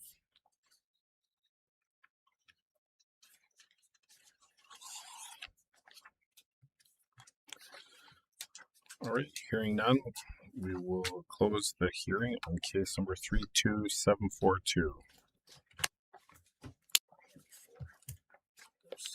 Next case on the docket is case number 32743. This is a continued application of Phoenix Operating LLC for an order amending the applicable orders for the Black Slough Bakken Pool to establish a stand-up 2560 acre spacing unit comprising sections 16, 21, 28, and 33 in Township 162 North, Range 92 West in Burke County, North Dakota, and authorize up to 4 horizontal wells to be drilled in such unit and are granting such other relief as may be appropriate. Council. Thank you, Mr. Examiner. Aaron Beamer, P.O. Box 1017, Saratoga, Wyoming, appearing on behalf of Phoenix Operating LLC in this case number 32743. We have the same 3 witnesses. All right, I'll just remind the witnesses they continue to be sworn. You may call your first witness.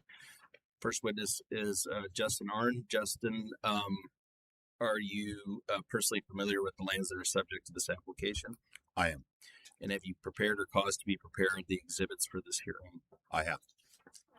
Justin, just taking a look at Exhibit L1, can you please describe Phoenix's proposed spacing on the general region, the regional map? Certainly. Exhibit L1 identifies sections 16, 21, 28, and 33, Township 162 North, Range 92 West. In red there being 4 sections that are subject to this application. And turning to Exhibit L2A, please explain Phoenix's proposed unit on the plan map there. In the outlined dashed red there is Phoenix's proposed 2560 acre sidekick unit. You can see it's directly adjacent to the unit that was just heard. And this just shows a zoomed in version with some features and such. Thank you. Turning to Exhibit L2B, can you please describe Phoenix's development plan for the immediate area? Certainly. much like the last exhibit, L2B shows our development plan, at least for these units. As you can see, we're moving in an eastward direction out from our original Willa unit, which was heard a few months ago. And you can see that we've got at least 2 more cases to hear related to these as we move in an eastward direction. But the subject of this application is, of course, the 2560, consisting of 16, 21, 28, and 33 from the pad location down there in section 4 of that's 161 North, 92 West. And at least as proposed, the pad location for this proposed spacing is sharing a pad with the Phoenix unit directly to the south. Currently sharing a pad with a proposed Phoenix unit to the south, correct. All right, turning to exhibit L3, can you please describe the general unit composition and general ownership in this proposed spacing? Absolutely. Identifying the state and federal interest within the proposed 2560, you can see that the state has a large interest in section 16 and 21. That is currently leased, along with a small sliver of Fed interest surrounding Beaver Lake there, of 48 acres. That has been nominated by Phoenix with no current sale date, but we expect that one will be delivered as soon as the BLM gets to it and it passes through NEPA and all the other wonderful things. Thank you. And taking a look at exhibit L4, can you please describe the working interest ownership in the proposed spacing? Certainly. You can see from L4 that Phoenix owns 85.27% of the working interest in the proposed 2560 acre spacing unit. There's still just under 15% that remains unleased. Phoenix is still working to attempt to lease those owners prior to production. And Justin, will Phoenix cooperate with other working interest owners in the proposed spacing if approved for drilling? We will. And Justin, did you execute the gaps capture affidavit that is attached to this application as exhibit E4? I did. No further questions for Mr. Arnn, and move for admission of the land exhibits and the gas capture affidavit. Exhibits and affidavit are admitted. Any questions from staff? All right, hearing none, you may call your next witness. Topher, are you personally familiar with the geology matters that are the subject of this application? Yes, I am. And did you prepare or cause to be prepared the exhibits for this application? Yes, I did. Okay, would you please look at exhibit G1 and describe the structure of the middle block underlying the spacing unit and the proposed spacing unit outline along with the type log? At G1 is a structure map on the Upper Bakken Shale and subsurface TVD, contour interval of 20 feet. In this area, the structure is dipping to the southwest, very similar to the previous exhibit. The red outline is our proposed 2560 spacing unit, and the gold line 2-well cross section highlighting a type well that we'll reference in the next exhibits. And taking a look at G2, can you please describe the contents of the type log, the cross section, and the characteristics of the Bakken Shale? Yeah, a proportion 2-well cross section, plotting curves from triple combo, gamma ray, resistivity, porosity. Black lines represent our stratigraphy in the area, and they illustrate that the Bakken is present here in the subsurface. And again, our target in this area is going to be the middle Bakken. The type well, again, we're still using the same one from the previous case, the Rednia 11-7H. It's the well on the left. And parameters from that are summarized in the table below, and that's what we use for the economics in the next exhibits. And Topher, is the middle Bakken present and continuous across the entire proposed spacing unit? Yes, it is. No further questions for Mr. Lewis, and move for admission of the geology exhibits. Exhibits are admitted. Any questions from staff? All right, hearing none, you may call your next witness. All right, Eric, are you personally familiar with the lands that are subject to this application? Yes, I am. And have you prepared or caused to be prepared the exhibits for this application? I have. Eric, taking a look at exhibit E1, can you please describe Phoenix's wellbore diagram? Sure. This is our standard 3-string casing design, identical to the previous case in 32742. Right. And in Exhibit E2, can you please describe Phoenix's proposed development for this unit? Sure. Again, we plan to batch drill and complete these when we get to this DSU drilling south to north. We have that pad location identified. It's just off unit there to the south in section 4 of the township below. So again, we'll be drilling these south to north. And turning to Exhibit E3, can you please discuss the well economics for this proposed spacing? Sure, I can be brief here as well. This is identical to the previous case. I assuming 650,000 barrels per well. That's about a 31 barrel per foot normalized average EUR, recovering about 2% of oil for each well. And again, D&C cost of approximately $11.76 million per well, realized rate of return of about 45%. And Eric, is Exhibit E4 the gas capture affidavit testified to by Mr. Arn previous? Yes, that's correct.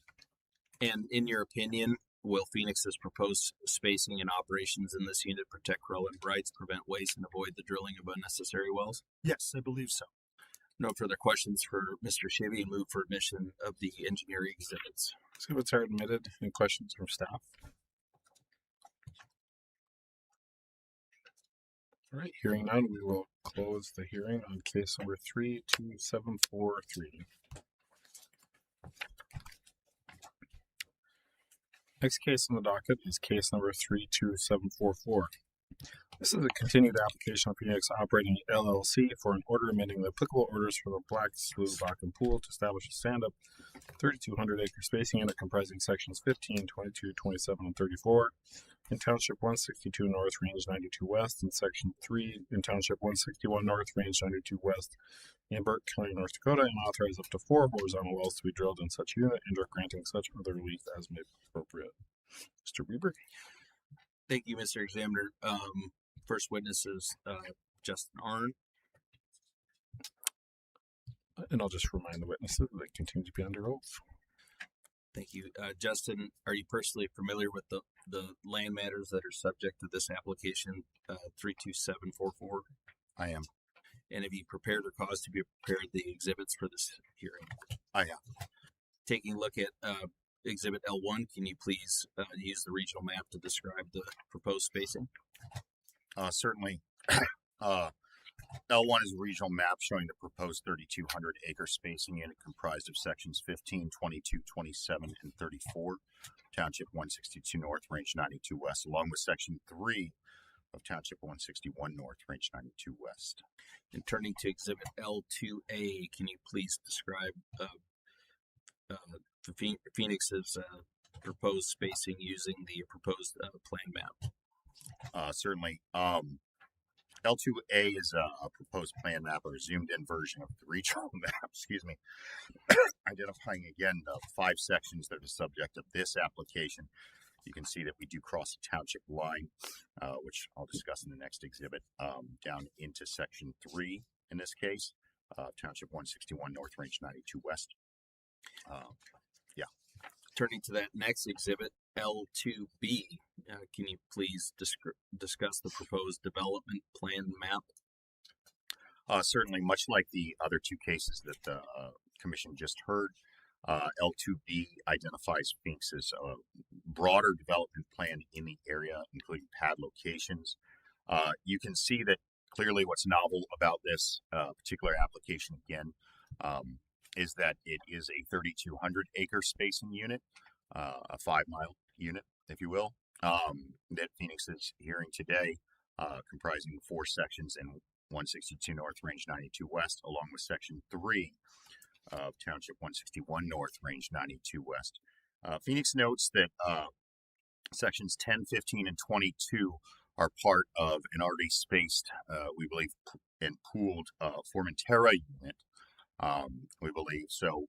In our estimation, section 3, being where it is sort of stranded in that township, at least in terms of how Phoenix views the development pattern here, and therefore we think it's an ideal case for that 5-miler that, frankly, Phoenix thinks is ideal and possible. in this particular region. So we wanted to try to stay on pattern. We felt like this is a great application to do it on, and we sort of also feel like we're fixing what could be a offset or stranded section 3 in this particular application. Justin, turning to Exhibit L3, can you please describe the general unit composition and general ownership in this unit? Certainly, identifying any state and federal interest in our proposed unit. Phoenix doesn't show that there's any federal interest in the unit. There is some state interest. It is all leased. They're in section 22 of the unit. And then Exhibit L4, can you please just discuss the working interest within this proposed unit along with Phoenix's? Absolutely. Phoenix has 68.24% of the working interest in this proposed 3,200 acre spacing unit. There's currently other working interest owners comprising 21.77% of the proposed unit, and still some unleased owners out there. Phoenix will continue to attempt to lease these owners, as we have with other applications and other wells. And Justin, will Phoenix cooperate with other working interest owners in the proposed spacing unit if approved for drilling? We will. And Justin, did you execute the gas capture affidavit that's attached to the application as Exhibit E4? I did. No further questions for Mr. Arnn? There's one more. Oh, pardon me. We do actually have one more exhibit. Justin, taking a look at Exhibit L5, can you please further break down the working interest ownership within each section, within Section 5? Certainly. We wanted to show the commission that Phoenix's interest was spread evenly, or as evenly as possible, throughout the proposed 3,200 acre spacing unit. So we've provided a net mineral acreage breakout at the section level. And you can see that our net mineral acreage is strongest in section 3, section 27, 22, and 15. Where we are lightest is actually there in section 34. But our overall working interest throughout the unit is very evenly distributed and fairly high, I think, for most applications.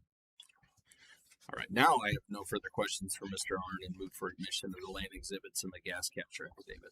Exhibits in the affidavit are admitted. Any questions from staff? Justin, since you said it, I guess I'll have to have you explain it to me. Yes, sir. And I'll preface my question. So sections 15, 22, 27, 34, and 3 are currently unspaced. Is that correct? I believe they are unspaced, sir. So how are we going to strand section 3 if we don't do a 5-mile lease spacing unit? I think for me to say that it's stranded was not the right choice of words. I think that when Phoenix looks at its development plan, especially when we go to L2B,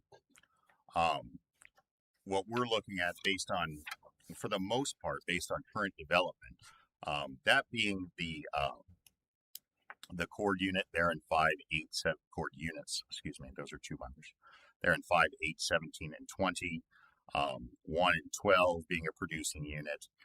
Phoenix has always been trying to, and it's always our goal not to mix producing acreage with non-producing acreage as much as possible. I think it helps protect correlative rights and increases output, frankly, in the units that Phoenix drills. So that's always been a core goal of Phoenix. And I think that you've probably seen that in our applications over the years, and it continues to be.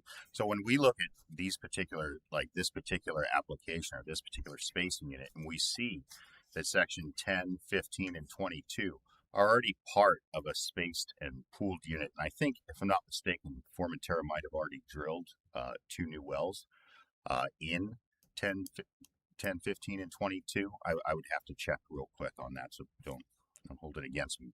I think that leaves section 3 just sort of hanging out, which can either be developed potentially as a laydown to the north or just crossing into the township line. And we're trying to stay on pattern as best we can and account for the acreage. And we think that that this is the best way to do it to even the acreage out as we move north. I used the wrong term there when I said stranded. It's not stranded, and it could certainly be.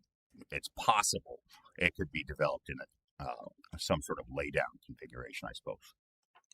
Or it could be a 1280 to the north, a 1920 to the north, or 2560 to the north, couldn't it? It's possible, yes, sir. Okay, thank you. Thank you.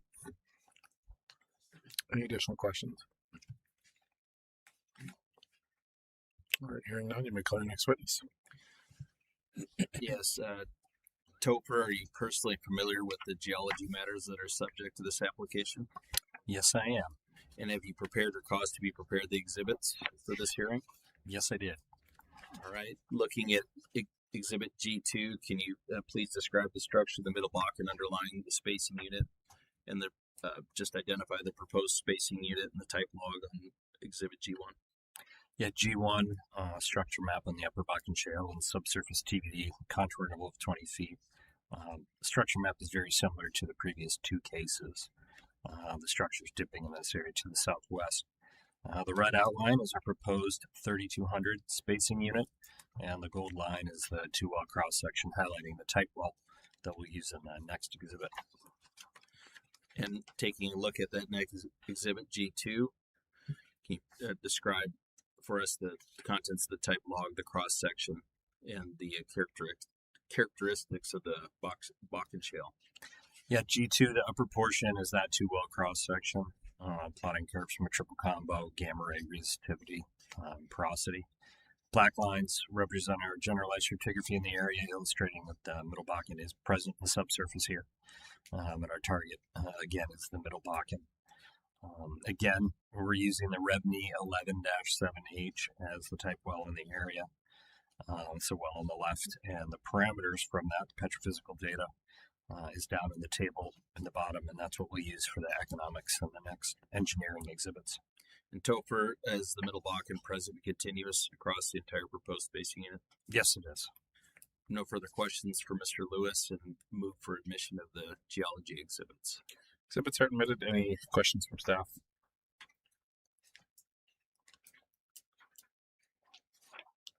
I've seen none. You may declare next witness. Eric, are you personally familiar with the engineering matters that are subject to this application 32744? Yes, I am. Have you prepared a cause to be prepared the exhibits for this hearing? I have. And looking at Exhibit E1, is this basically the same wellbore diagram we've seen in the last two cases? I'll actually provide a little bit more color here, Aaron. Since this is a proposed 5-mile unit, our surface and intermediate strings are the same, but we would plan on, we're looking at some different iterations, but right now we're planning on 5-inch flush liner in the lateral, and that would be cemented in place and completed via plug and perf, approximately 125 frac stages. We're like kind of landing on this. Another option might be a 5.5-inch liner, but of course that would cause us the need to have upsize, our intermediate and surface casing. But right now this is kind of the design we're proposing. Right. Turning to Exhibit E2, can you please describe Phoenix's proposed unit development for this spacing along with the pad location? Sure. The pad location, I'll start there, is just off the unit to the south there in section 10. And we plan to batch drill and complete these drillings south to north. And again, this is approximately about 660 feet east-west offsets from the section lines, and that's about yields 1,320 foot spacing inner well in that DSU. And turning now to Exhibit E3, can you just describe the well economics for Phoenix's proposed wells within the spacing? Sure. On the top table there, I've listed out the ARPS parameters for this decline curve.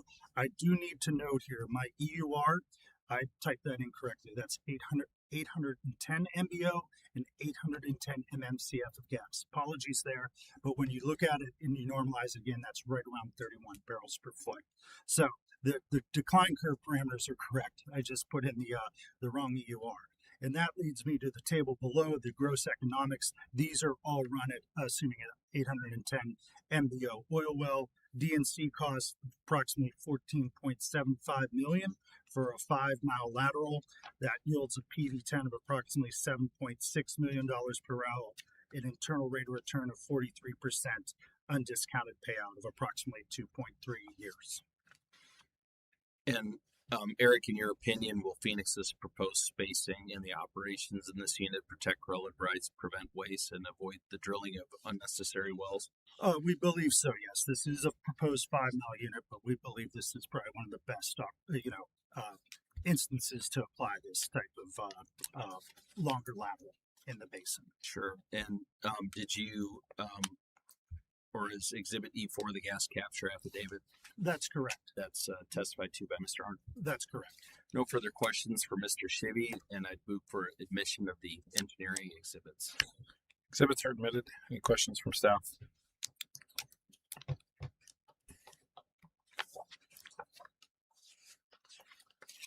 Eric, have 5-mile wells been drilled anywhere in the basin yet? Not to my knowledge, sir. I will say in the basin, Phoenix did have an application approved for a 5-miler in the state of Montana. But as far as I know that doesn't answer your question, but that's all I've known about 5-milers in the basin. How about other basins? Are you familiar with some of the other basins extending out this far yet? This far, different type of reservoir, the Marcellus Shale. There's been a number of 5-mile laterals drilled there, and EOG, I believe, has drilled a 5-mile lateral in the Permian Basin. There might be some other basins that 5 miles have been drilled. Yeah, I'm trying to keep up with that, but it's in its infancy. Let's just say that in these unconventional reservoirs. Okay, I'll probably have another question after we introduce the opposition. Did you have that? I didn't see that.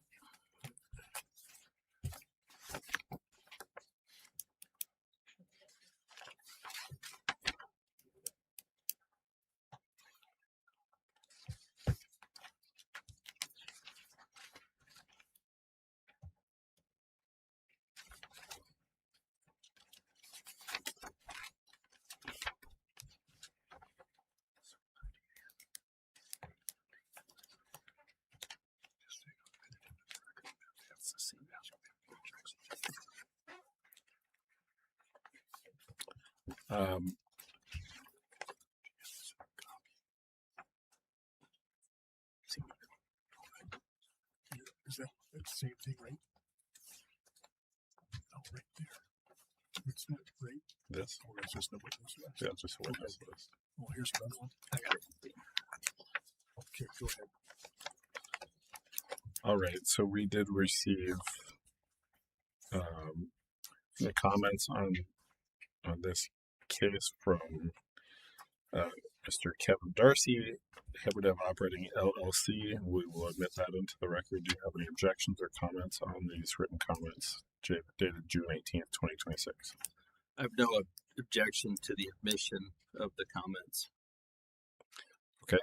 Does staff have any questions for the witnesses based upon the additional comments submitted into the record? First, I have a comment, then I have a question. The reason this case has not continued to Friday is that this is the only opposition. They were not planning on presenting their own case. So there is a distinct difference there. Eric, have you seen this letter?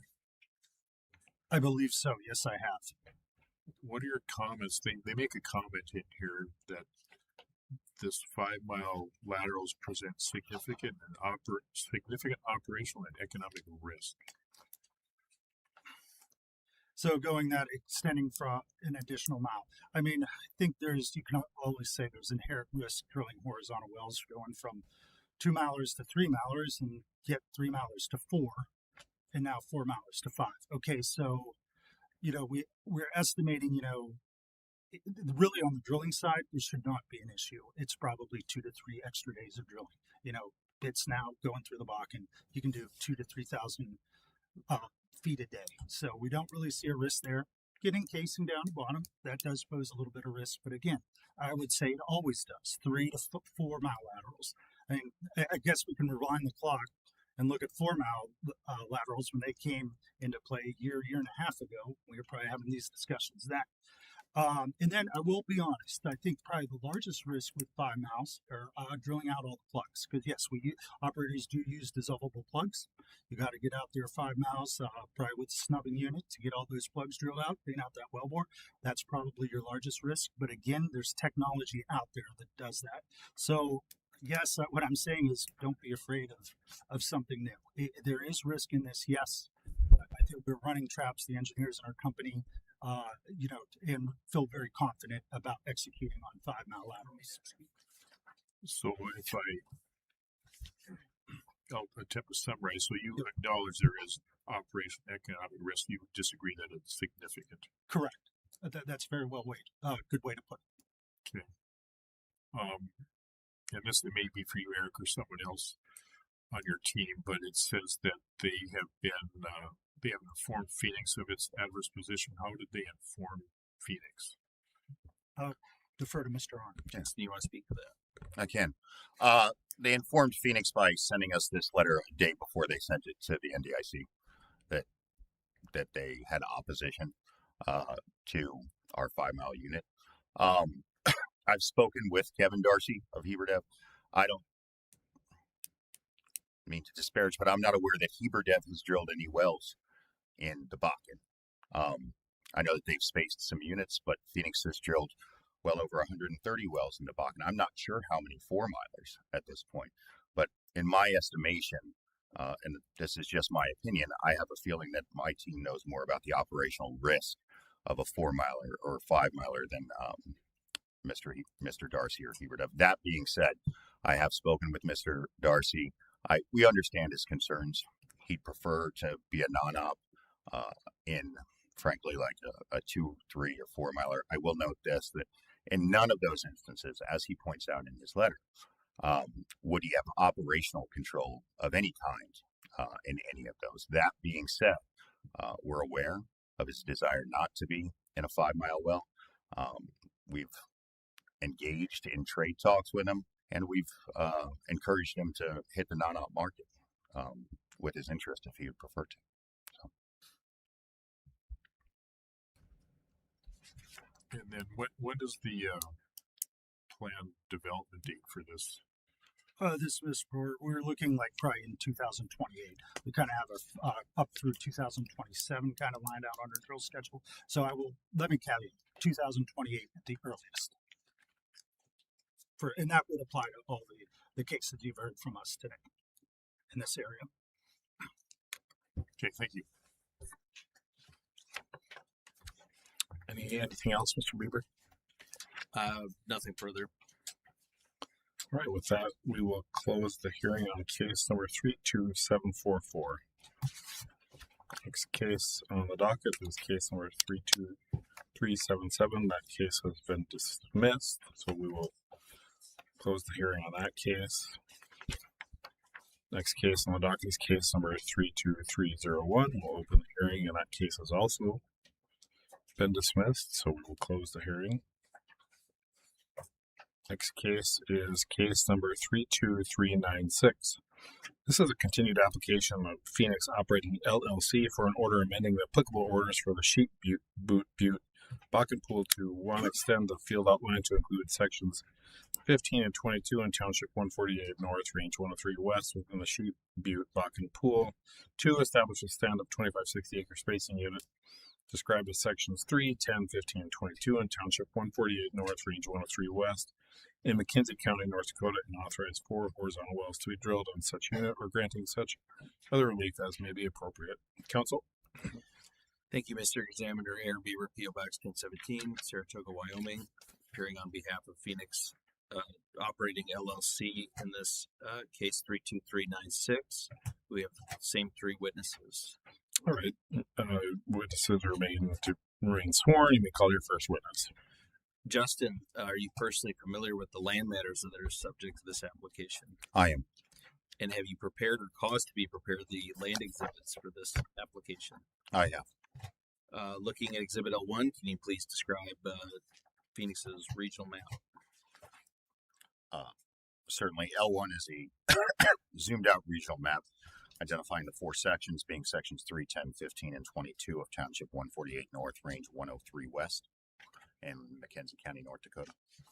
Turning to Exhibit L2, can you please just describe the zoomed in proposed plan map there? Certainly. L2 shows the zoomed in version. It also identifies case 32397, which is going to be heard directly after this one. What it doesn't identify is the order that was already granted by this body regarding sections 5, 8, 17, and 20, where Phoenix has a majority interest and is working on development right now. Now, I point that out just because essentially a 4-mile development stand-up pattern has already been established, or it's been set, and we expect that it's going to be established within the next short period of time, quite frankly. So when we look at these two applications, we look at them as together, that being 32397, in this case 32396. So there's that. Turning to Exhibit L3, can you please just discuss the general unit composition and ownership? Certainly. Obviously, anytime we're talking about the grasslands area, one of the most important factors there is going to be the federal acreage. And you can see that this one in particular is full of federal acreage. Quite a bit of it's remaining unleased. I will note that Phoenix did actually nominate all of this federal acreage to be leased. It was nominated in 2025. I want to say in the September timeframe of 2025. It's, I think, currently pending SMA consent, so Surface Management Agency consent, that being the Forest Service. Phoenix is in talk with both the BLM and the Forest Service to push those EOIs through. They currently haven't been given a sale date, however.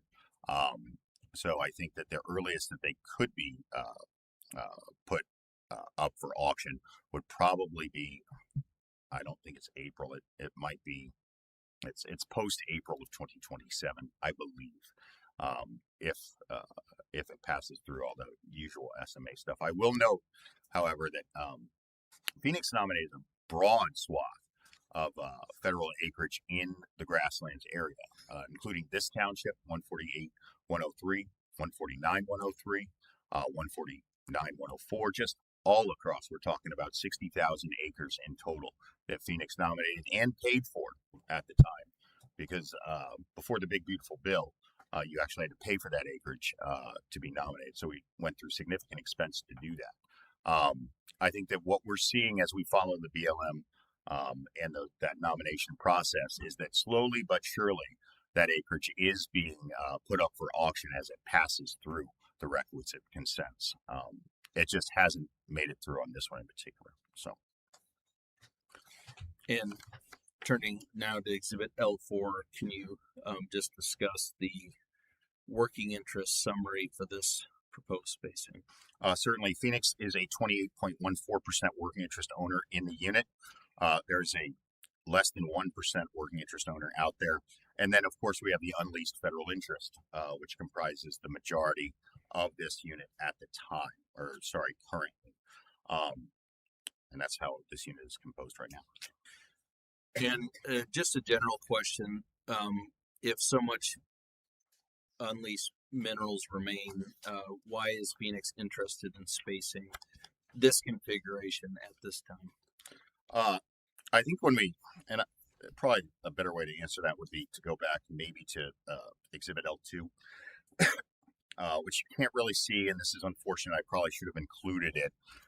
Directly north of this unit, like literally directly north, is Phoenix's Ride the Light unit, which is a 4-mile pad consisting, I think, of sections 18, 19, 30, and 31, Township 149, 102. Those wells are drilled. We are starting to develop infrastructure in the area.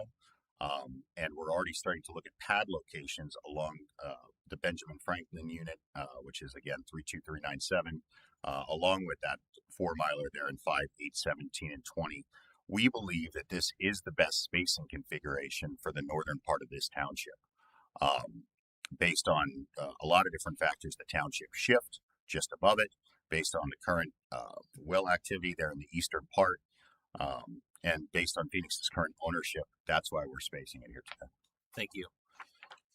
And will Phoenix cooperate with other working interest owners in the proposed spacing unit for proof? Yes, we will. Did you execute the gas capture affidavit that's attached? Oh, let me see. Well, it's attached to the back of this application. It should read Exhibit E4. Yes. No further questions for Mr. Arn, and we can also, if the commission so desires, amend the application to include the designation of the affidavit affirming discussion with gas gatherer. Actually, Justin, I'm going to just take a look at that real quick, because taking a look at that affidavit, is that executed by Mr. Tom Crook? Oh, that was executed by Mr. Tom Crook. I'm sorry. Yeah, and does he serve as in that role with Phoenix in just conducting investigations and general knowledge around these? He does. He's still a senior layman with Phoenix Operating and still does conduct those investigations. Now I have no further questions for Mr. Arn and move for admission of the lane exhibits, and we can certainly supplement the record by designating the gas capture affidavit as an exhibit if the commission so desires. I don't think that's necessary. It will be stamped as Exhibit E4, so we're good. Any questions from staff? All right, hearing none, you may call your next witness. My next witness is Mr. Topher Lewis. Topher, are you personally familiar with the geology matters that are subject to this application, 32396? Yes, I am. And have you prepared or caused to be prepared the exhibits for this hearing? Yes, I did. Topher, would you please turn with me to Exhibit G1 and please describe the structure of the middle block and underlying the spacing unit and the proposed unit, along with the type log. Exhibit G1, structure map again on the upper Bakken Shale and subsurface TBD, contour interval of 20 feet.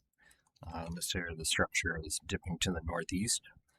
Red outline is our proposed 2586 spacing unit, and the gold line is a 3-well cross section, illustrating that the middle well is the type log that we'll use in the next exhibits. And turning to that next exhibit, G2, can you please describe the contents of the type log, the cross section, and the characteristics of the Bakken Shale? Yeah, G2, the upper portion is a 3-well cross section, and I'm plotting curves from triple combo, gamma ray, resistivity, porosity. Once again, the black lines are the general stratigraphy that we use in the area, and the middle Bakken will again be the target in this area. The type log that we're using here is the Nygaard 1-31. It's the well in the middle, and the reservoir properties from that are summarized in the table below that we'll use for the next engineering exhibits. And is the middle Bakken present and continuous across the entire proposed spacing unit? Yes, it is. No further questions for Mr. Lewis, and move for admission of the geology exhibits. Exhibits are admitted. Any questions from staff? All right, hearing none, you may call your next witness. All right, Eric, are you personally familiar with the engineering matters that are the subject of this application 32396? Yes, I am. And have you prepared or caused to be prepared the engineering exhibits for this application? I have. Eric, would you look with me, please, at Exhibit E1 and describe Phoenix's example wellbore diagram? Sure. This is back to our standard 3-string casing design we use in the Williston Basin, 4.5-inch liner cemented in place. as these are proposed 4-mile laterals that be completed with approximately 100 frac stages via plug and perf. And Eric, looking at Exhibit E2, can you please describe Phoenix's proposed unit development along with the proposed pad location? Sure. Yes, I'll start with that pad location. It's just off unit there to the north, so we would plan to drill these 4 wells, batch drilling completed from north to south. Again, interwell spacing is approximately 1,320 feet apart. Planned development, again, this is looking out beyond late 2028, 2029 time frame at the earliest. Okay, and now turning to Exhibit E3, can you describe the well economics for Phoenix's proposed wells? Sure. This top table again kind of outlines our ARPS parameters for these type curve for these wells. About 720,000 barrels of oil per well, higher GOR in this area at 2.7 MCF per barrel, recovery factor of approximately 23% in the DSU. D&C cost of $11.76 million. Again, I've run this at flat $70 oil and $3.50 gas. 8/8 economics, that's 100% working interest, 20% royalty assumption. Yields a PV10 of approximately $10.4 million per well.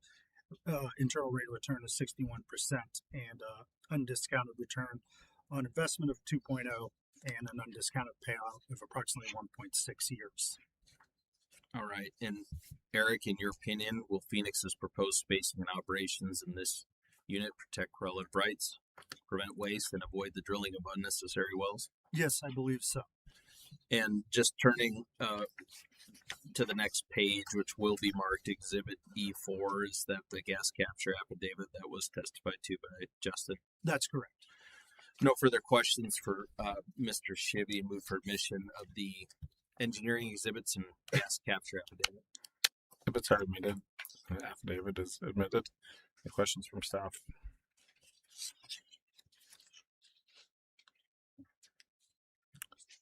All right, hearing none, we will close the hearing for case number 32396. Next case on the docket is case number 32397. This is a continued application of Phoenix Operating LLC for an order amending the applicable orders for the Sheep Butte Bakken Pool to extend the field outline to include section 16 and 21 in Township 148 North, Range 103 West, within the Sheep Butte Bakken Pool. 2, establish a stand-up 2560 acre spacing unit described as sections 4, 9, 16, and 21 in Township 148 North, Range 103 West in McKenzie County, North Dakota, and authorize 4 horizontal wells to be drilled on such unit or granting such other relief as may be appropriate. Mr. Bieber. Thank you, Mr. Examiner. Aaron Bieber, P.O. Box 1017, Saratoga, Wyoming, appearing on behalf of Phoenix Operating LLC in this case 32397. We have the same 3 witnesses. All right, witnesses remain sworn. You may call your first witness. Justin, are you personally familiar with the land matters that are subject to this application? I am. And have you prepared or caused to be prepared the exhibits for this hearing? Yes, I am. Would you please turn to Exhibit L1 and describe Phoenix's proposed unit using the regional map? L1 is the zoomed out regional map identifying sections 4, 9, 16, and 21 in Township 148 North, Range 103 West. Those 4 sections being the subject of this 2,560 acre spacing unit. Looking at Exhibit L2, can use this exhibit to just discuss Phoenix's proposed plan map? Certainly. Directly adjacent and to the west of the case 32396 that the commission just heard is Phoenix's Benjamin Franklin unit, consisting of sections 4, 9, 16, and 21. Again, not shown on this particular diagram, but I wish it would have been, is the approved spacing for sections 5, 8, 17, and 20, which Phoenix also owns a majority interest and is planning on developing currently. And turning to Exhibit L3, can you please just discuss the unit composition generally, along with the general ownership within the unit? Certainly. Identifying state and federal ownership, again, grasslands being sort of a paramount concern. What we can see is that the state of North Dakota owns 640 acres. All 640 acres are leased. In fact, Phoenix owns 320 acres of that lease, or sorry, of those of that section. And a lot of the federal interest is in fact leased in this particular unit. There are some small patches of unleased federal interest there in Section 9, and again up in Section 4. Again, Phoenix nominated those tracts as well, paid the fee through the BLM, and is monitoring those tracts and pushing them along by working with the Forest Service where we can, who's the Surface Management Agency, along with the BLM. And we think that, again, as those applications and EOIs across grasslands, as they're going through essentially and reviewed, more and more they're coming up for auction. And I think that, I believe personally, I'm probably looking for like a summer of 2027 sale date for these in particular. That's my hope. Thank you. Looking at Exhibit L4, can you please describe the working interest summary along with specific working interest owner? Certainly. Phoenix's working interest in the proposed unit is 49.47%. You can see that Kraken Oil and Gas is a 25% owner in the proposed unit, along with EOG Resources. There's still a few unleased owners out there. Actually, I think that unleased ownership may only be the federal interest at this time. So, in fact, I'm not sure if there are any unleased fee owners. I think that's all the unleased fed at this time being the only portion that is unleased. I'd have to double check that, but I think that's probably the case. Phoenix is in talks with EOG and in talks with Kraken with regards to their interest, and we'll certainly work with them with regards to our drilling plans. And Justin, will Phoenix cooperate with other working interest owners in the proposed spacing unit if approved for drilling? Yes. And just looking real quick at the gas capture affidavit, which isn't marked, but I'll be requesting marked as Exhibit E4. Is that gas capture affidavit the subject to, or is it the subject of this proposed spacing? Yes. And was it executed by Mr. Crook? It was. And as far as you know, is Mr. Crook in a position to have personal knowledge with regard to the matters that are sworn to therein? I do know the answer to that, and yes, he is. No further questions for Mr. Arnn, and move for admission of the land exhibits and the gas capture affidavit. Exhibits are admitted, as well as the affidavit, and questions from staff.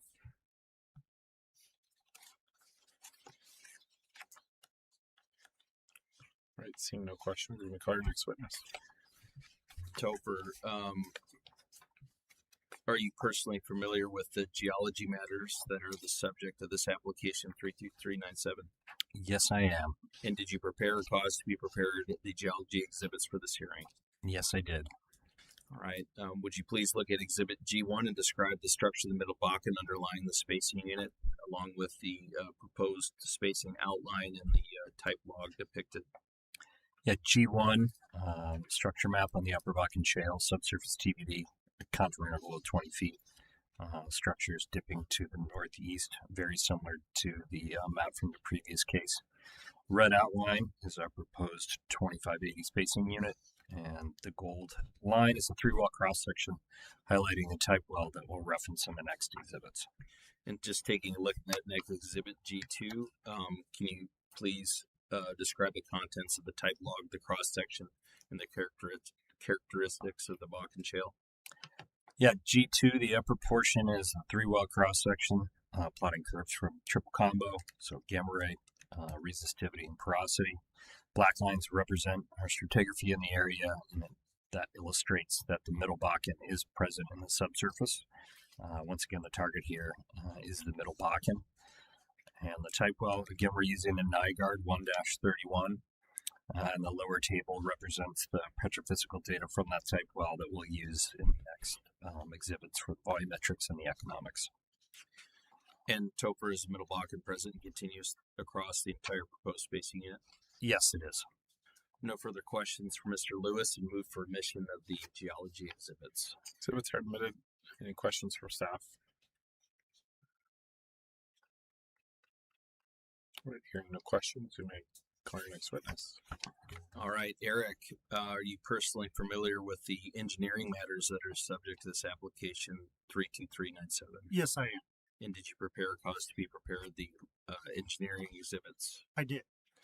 Eric, would you please turn to Exhibit E1? Just briefly describe Phoenix's wellbore diagram for this. Yeah, again, this is our standard three-string casing design we use in the Williston Basin. This is identical to the previous case, 32396. And turning to Exhibit E2, can you describe Phoenix's proposed unit development along with the pad location? Sure. Yeah, in this case, we'll be drilling, we have identified pad location there, off unit there in section 28 to the south. So we would be drilling these wells. We plan to drill them south to north, batch drill and complete them.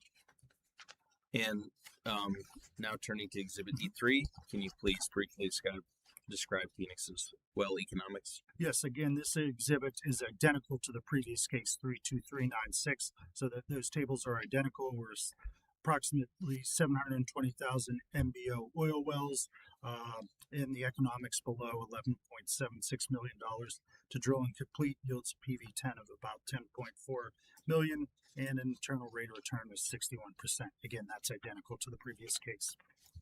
And Eric, just flipping the page, is that next page the gas capture affidavit It is. testified to by Justin? That's correct.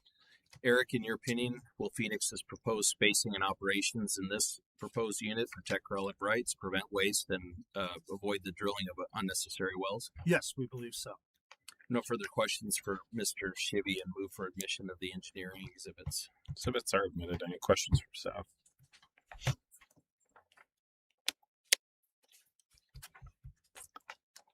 Hearing no questions, that will. Do you have anything else on this?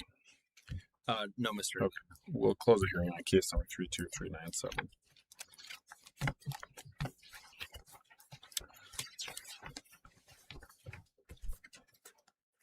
Next case on the docket is case number 32378. That case has been dismissed, so we will close the hearing on that case. Next case is case. So do we have something in the record? They did what? It's filed. They filed something. Okay. Next case is case number 32210. That case has been continued, so we'll close the hearing on that case. Next case is case number 32211. That case has been continued, so we'll close the hearing on that case. Next case is case number 32913. Case has been dismissed, so we'll close the hearing on that case. Next case is case number 31928. Case has also been continued, so we'll close the hearing on that case. Next case is case number 31929. That case has been continued, so we'll close the hearing on that case. Next case is case number 31930. Case has been continued. Close the hearing on that case. Case number 31977 has also been continued, so we'll close the hearing on that case. And we'll take a 5-minute break, so we'll go off the record.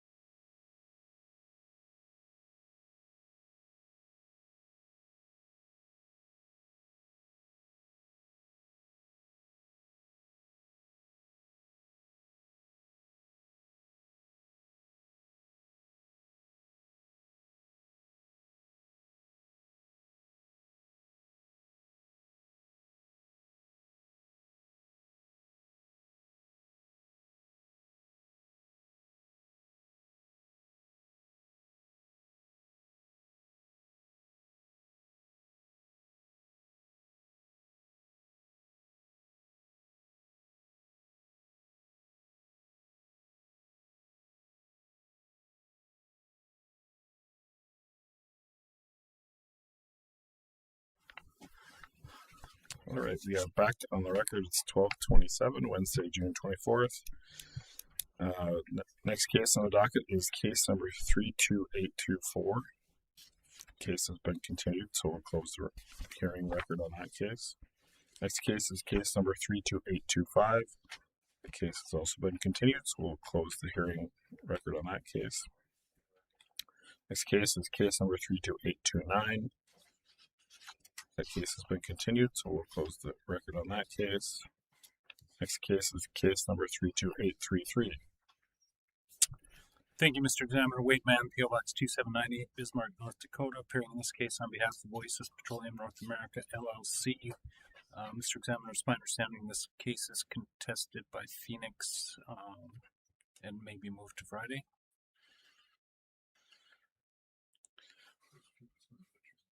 What's that? Yeah, is Phoenix going to enter? Yeah, thank you, Mr. Examiner. Aaron Beaver, P.O. Box 1017, Saratoga, Wyoming, appearing on behalf of Phoenix Operating LLC. Mr. Mann is correct. Phoenix did lodge an objection to case number 32833.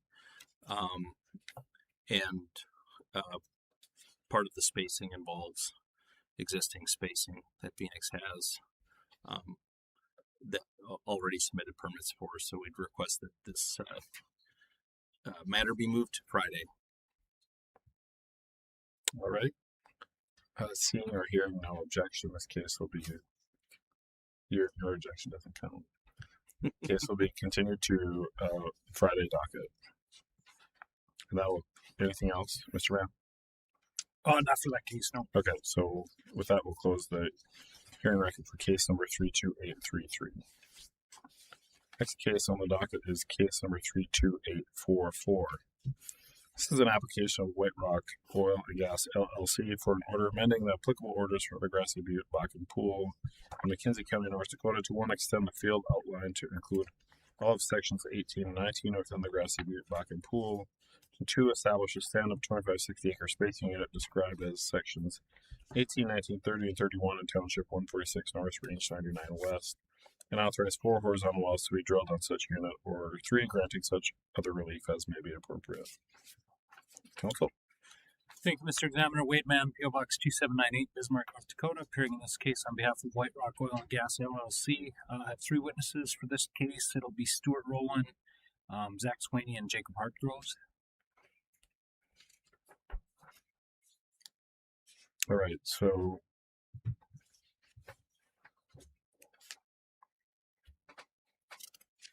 Mr. Rowland, yeah, Stuart Rowland will be the first witness. Okay, Mr. Rowland, could you raise your right hand, please? Do you solemnly swear or affirm under the penalties of perjury that the testimony you're about? They were on. I don't. Can you hear us? Yep. Do you solemnly swear or affirm under the penalties of perjury that the testimony you're about to give in this matter will be true and correct to the best of your knowledge and belief? All right, Stuart, can I have you state your name, tell us by whom you're employed, in what capacity, and give us your business address? Yeah. Hey, Stuart, you're cutting out. I don't know what the issue. You move the mic closer or something. Still.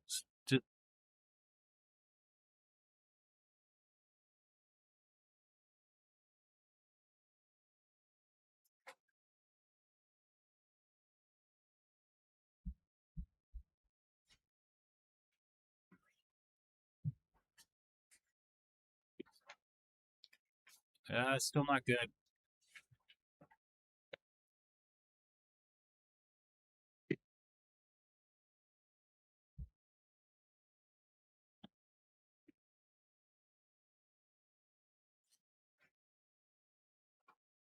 Can you hear me? Yep, now sounds good now. So okay, yeah, perfect. Yep. So if you go ahead then again, Stuart, and state your name for the record, then tell us by whom you're employed, in what capacity, and give your business address. You bet. Yeah, Stuart Rowland, senior landman for White Rock Oil and Gas LLC. Address is 5810 Tennyson Parkway, Suite 500, Plano, Texas 75024. And have you previously testified before the commission? I have. And have you had your qualifications received as that of an expert? I have. And are you familiar with the land matters that are associated with the requested spacing unit? I am. All right, I'd move the testimony of Mr. Rowland be received as that of an expert. Your motion is granted. Okay. And let's start with L1. Can you identify the spacing unit you're asking for in this case? Yeah, this is a regional locator map showing the proposed 2560 acre spacing unit comprised of sections 18, 19, 30, and 31 in Township 146 North, Range 99 West in McKenzie County. Okay. And let's move on into L2. Let's go through the working interest in that proposed spacing unit. Yeah, White Rock Oil and Gas owns 25.23% working interest in the 2560. There is a small portion of BLM unleased interest in there that has been nominated and is slated for sale hopefully in Q2 of 2027. And then there's various other owners of totaling almost 72%. Okay. And will you be working with those other working interest owners with respect to operatorship of this proposed spacing unit? Yes, we will. Okay. I have no further questions. I offer the land exhibits. Exhibits are admitted. Any questions from staff?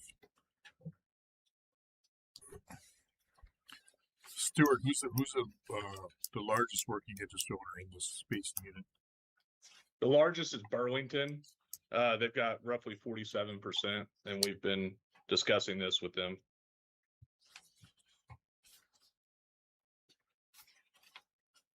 Okay, thank you. Any additional questions? All right, hearing none, you may call your next witness. Zach Sweeney. Mr. Sweeney, can you raise your right hand, please? Do you solemnly swear or affirm under the penalties of perjury that the testimony you're about to give in this matter will be true and correct to the best of your knowledge and belief? Yes, I do. Zach, can I have you state your name, tell us by whom you're employed, in what capacity, and give us your business address? My name is Zach Sweeney. I'm a geologist with White Rock Oil and Gas. Our address is 5810 Tennyson Parkway, Suite 500, Plano, Texas, 75024. And Zach, have you previously testified before the commission? Yes, I have. Have you had your qualifications received as that of an expert? Yes. And are you familiar with the geology associated with this spacing unit? I am. All right, I move the testimony of Mr. Sweeney be received as that of an expert. Your motion is granted.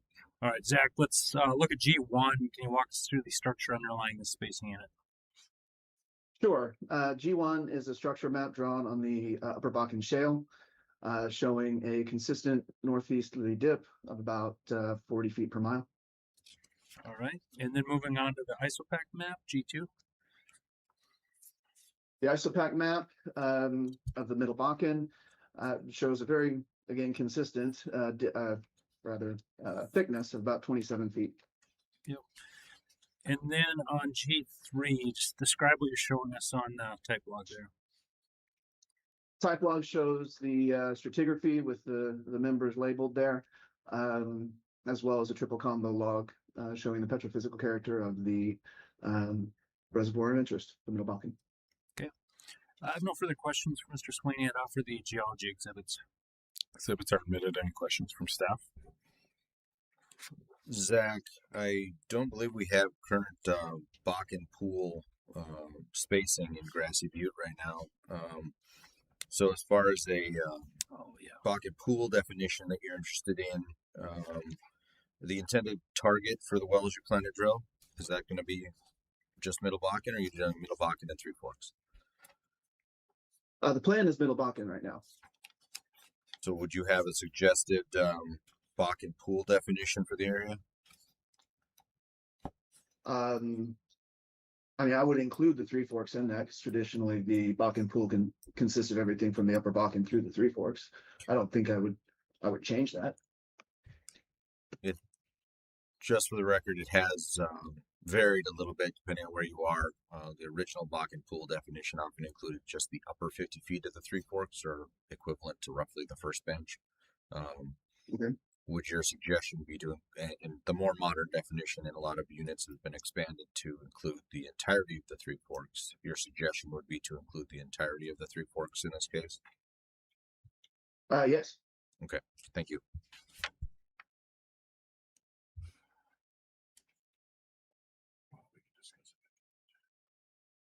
Any additional questions? All right, hearing none, you may call your next witness. All right, Jacob Hartgroves. Mr. Hartgroves, could you raise your right hand, please?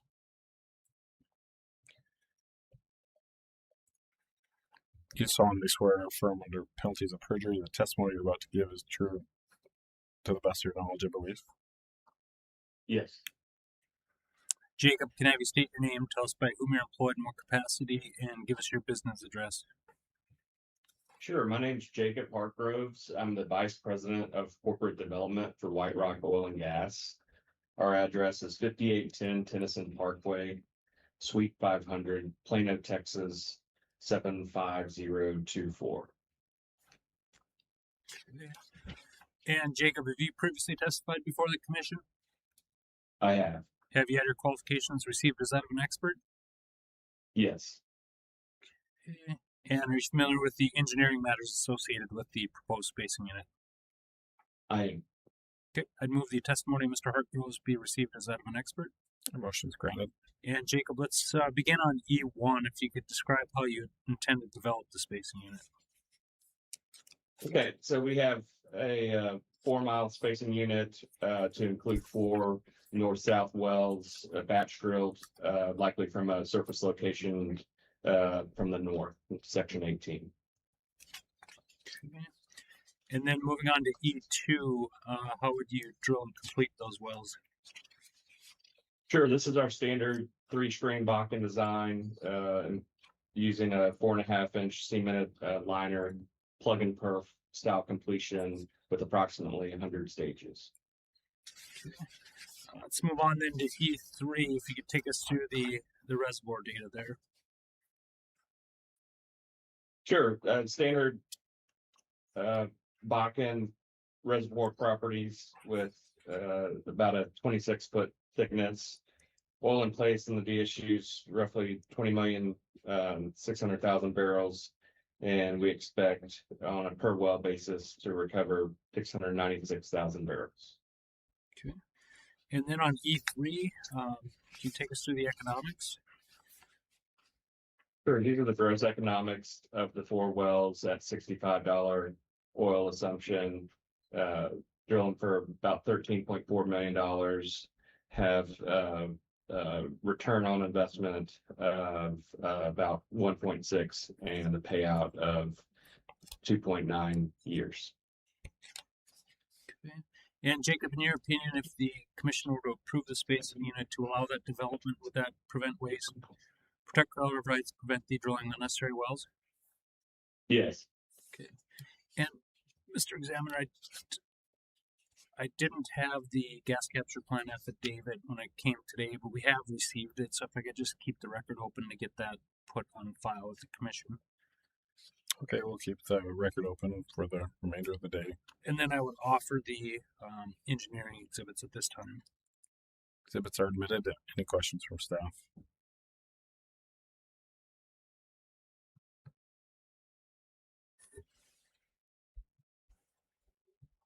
Jacob, what's your inner lateral spacing here? I believe that's 1320.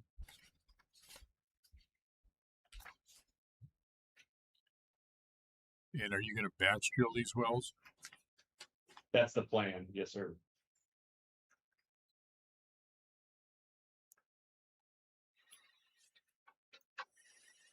So Wade, we don't have a grassy pocket pool to establish a spacing unit again. So would it be appropriate in this case, and like it looks like a couple other ones that we previously heard, to establish them as drilling units with up to 4 wells allowed? Yeah. So Grassy Butte does not have current. I don't think it doesn't look like it was ever spaced. Yeah, I mean that would. Yeah, I mean that. I think you could establish a drilling unit for it and allow for this development with 4 wells. Yep, and then come back for temp spacing. Yeah, as an exception to. Well, it's not really. I guess it would be an exception. It's contrary to 18 because 18 is for 1 well. For a single well, but right. We're having a hearing, so right. We could establish it. We're drilling it with 4 wells allowed. Right. Okay. Any additional questions? Seeing or hearing no further questions, anything else, council? Case number 32844. No, Mr. Examiner, thank you. All right, we will close the hearing on case number 32844. Next case on the docket is case number 32845. That case has been dismissed. So we will close the hearing record in that case.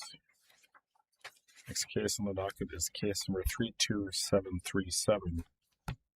This is an continued application of Whiting Oil and Gas Corp. for an order amending the applicable orders for Vermont Act under Estes Bakken to establish two overlapping laydown 2880 acre spacing units described as section 2, 3, 4, 5, and 6 in Township 149 North, Range 104 West, and section 7, 8, 9, 10, and 11 Township 149 North, Range 104 West in McKenzie County, North Dakota, and authorize 4 horizontal wells to be drilled on each such unit or granting such other relief as may be appropriate. Council. Thank you, Mr. Examiner. Wade Mann, P.O. Box 2798, Bismarck, North Dakota, appearing in this case on behalf of Whiting Oil and Gas Corp. And on this one, Mr. Examiner, again, I believe that there's an objection to the spacing by Phoenix, and it would be moved to Friday. All right, Mr. Beaver, do you wish to enter an appearance in this case? Yes, Mr. Examiner, thank you. Aaron Beaver, P.O. Box 1017, Saratoga, Wyoming, appearing on behalf of Phoenix Operating LLC. Mr. Mann's correct. Phoenix filed an objection to case number 32737 previously, and would also wish to have this matter heard on Friday's hearing schedule. Okay, this matter will be continued to the Friday hearing docket. Anything else? No, Mr. Examiner, thank you. All right, hearing nothing else in this case, the hearing record will be closed for case number 32737. And there will be no additional cases on the docket today. The hearing record is closed.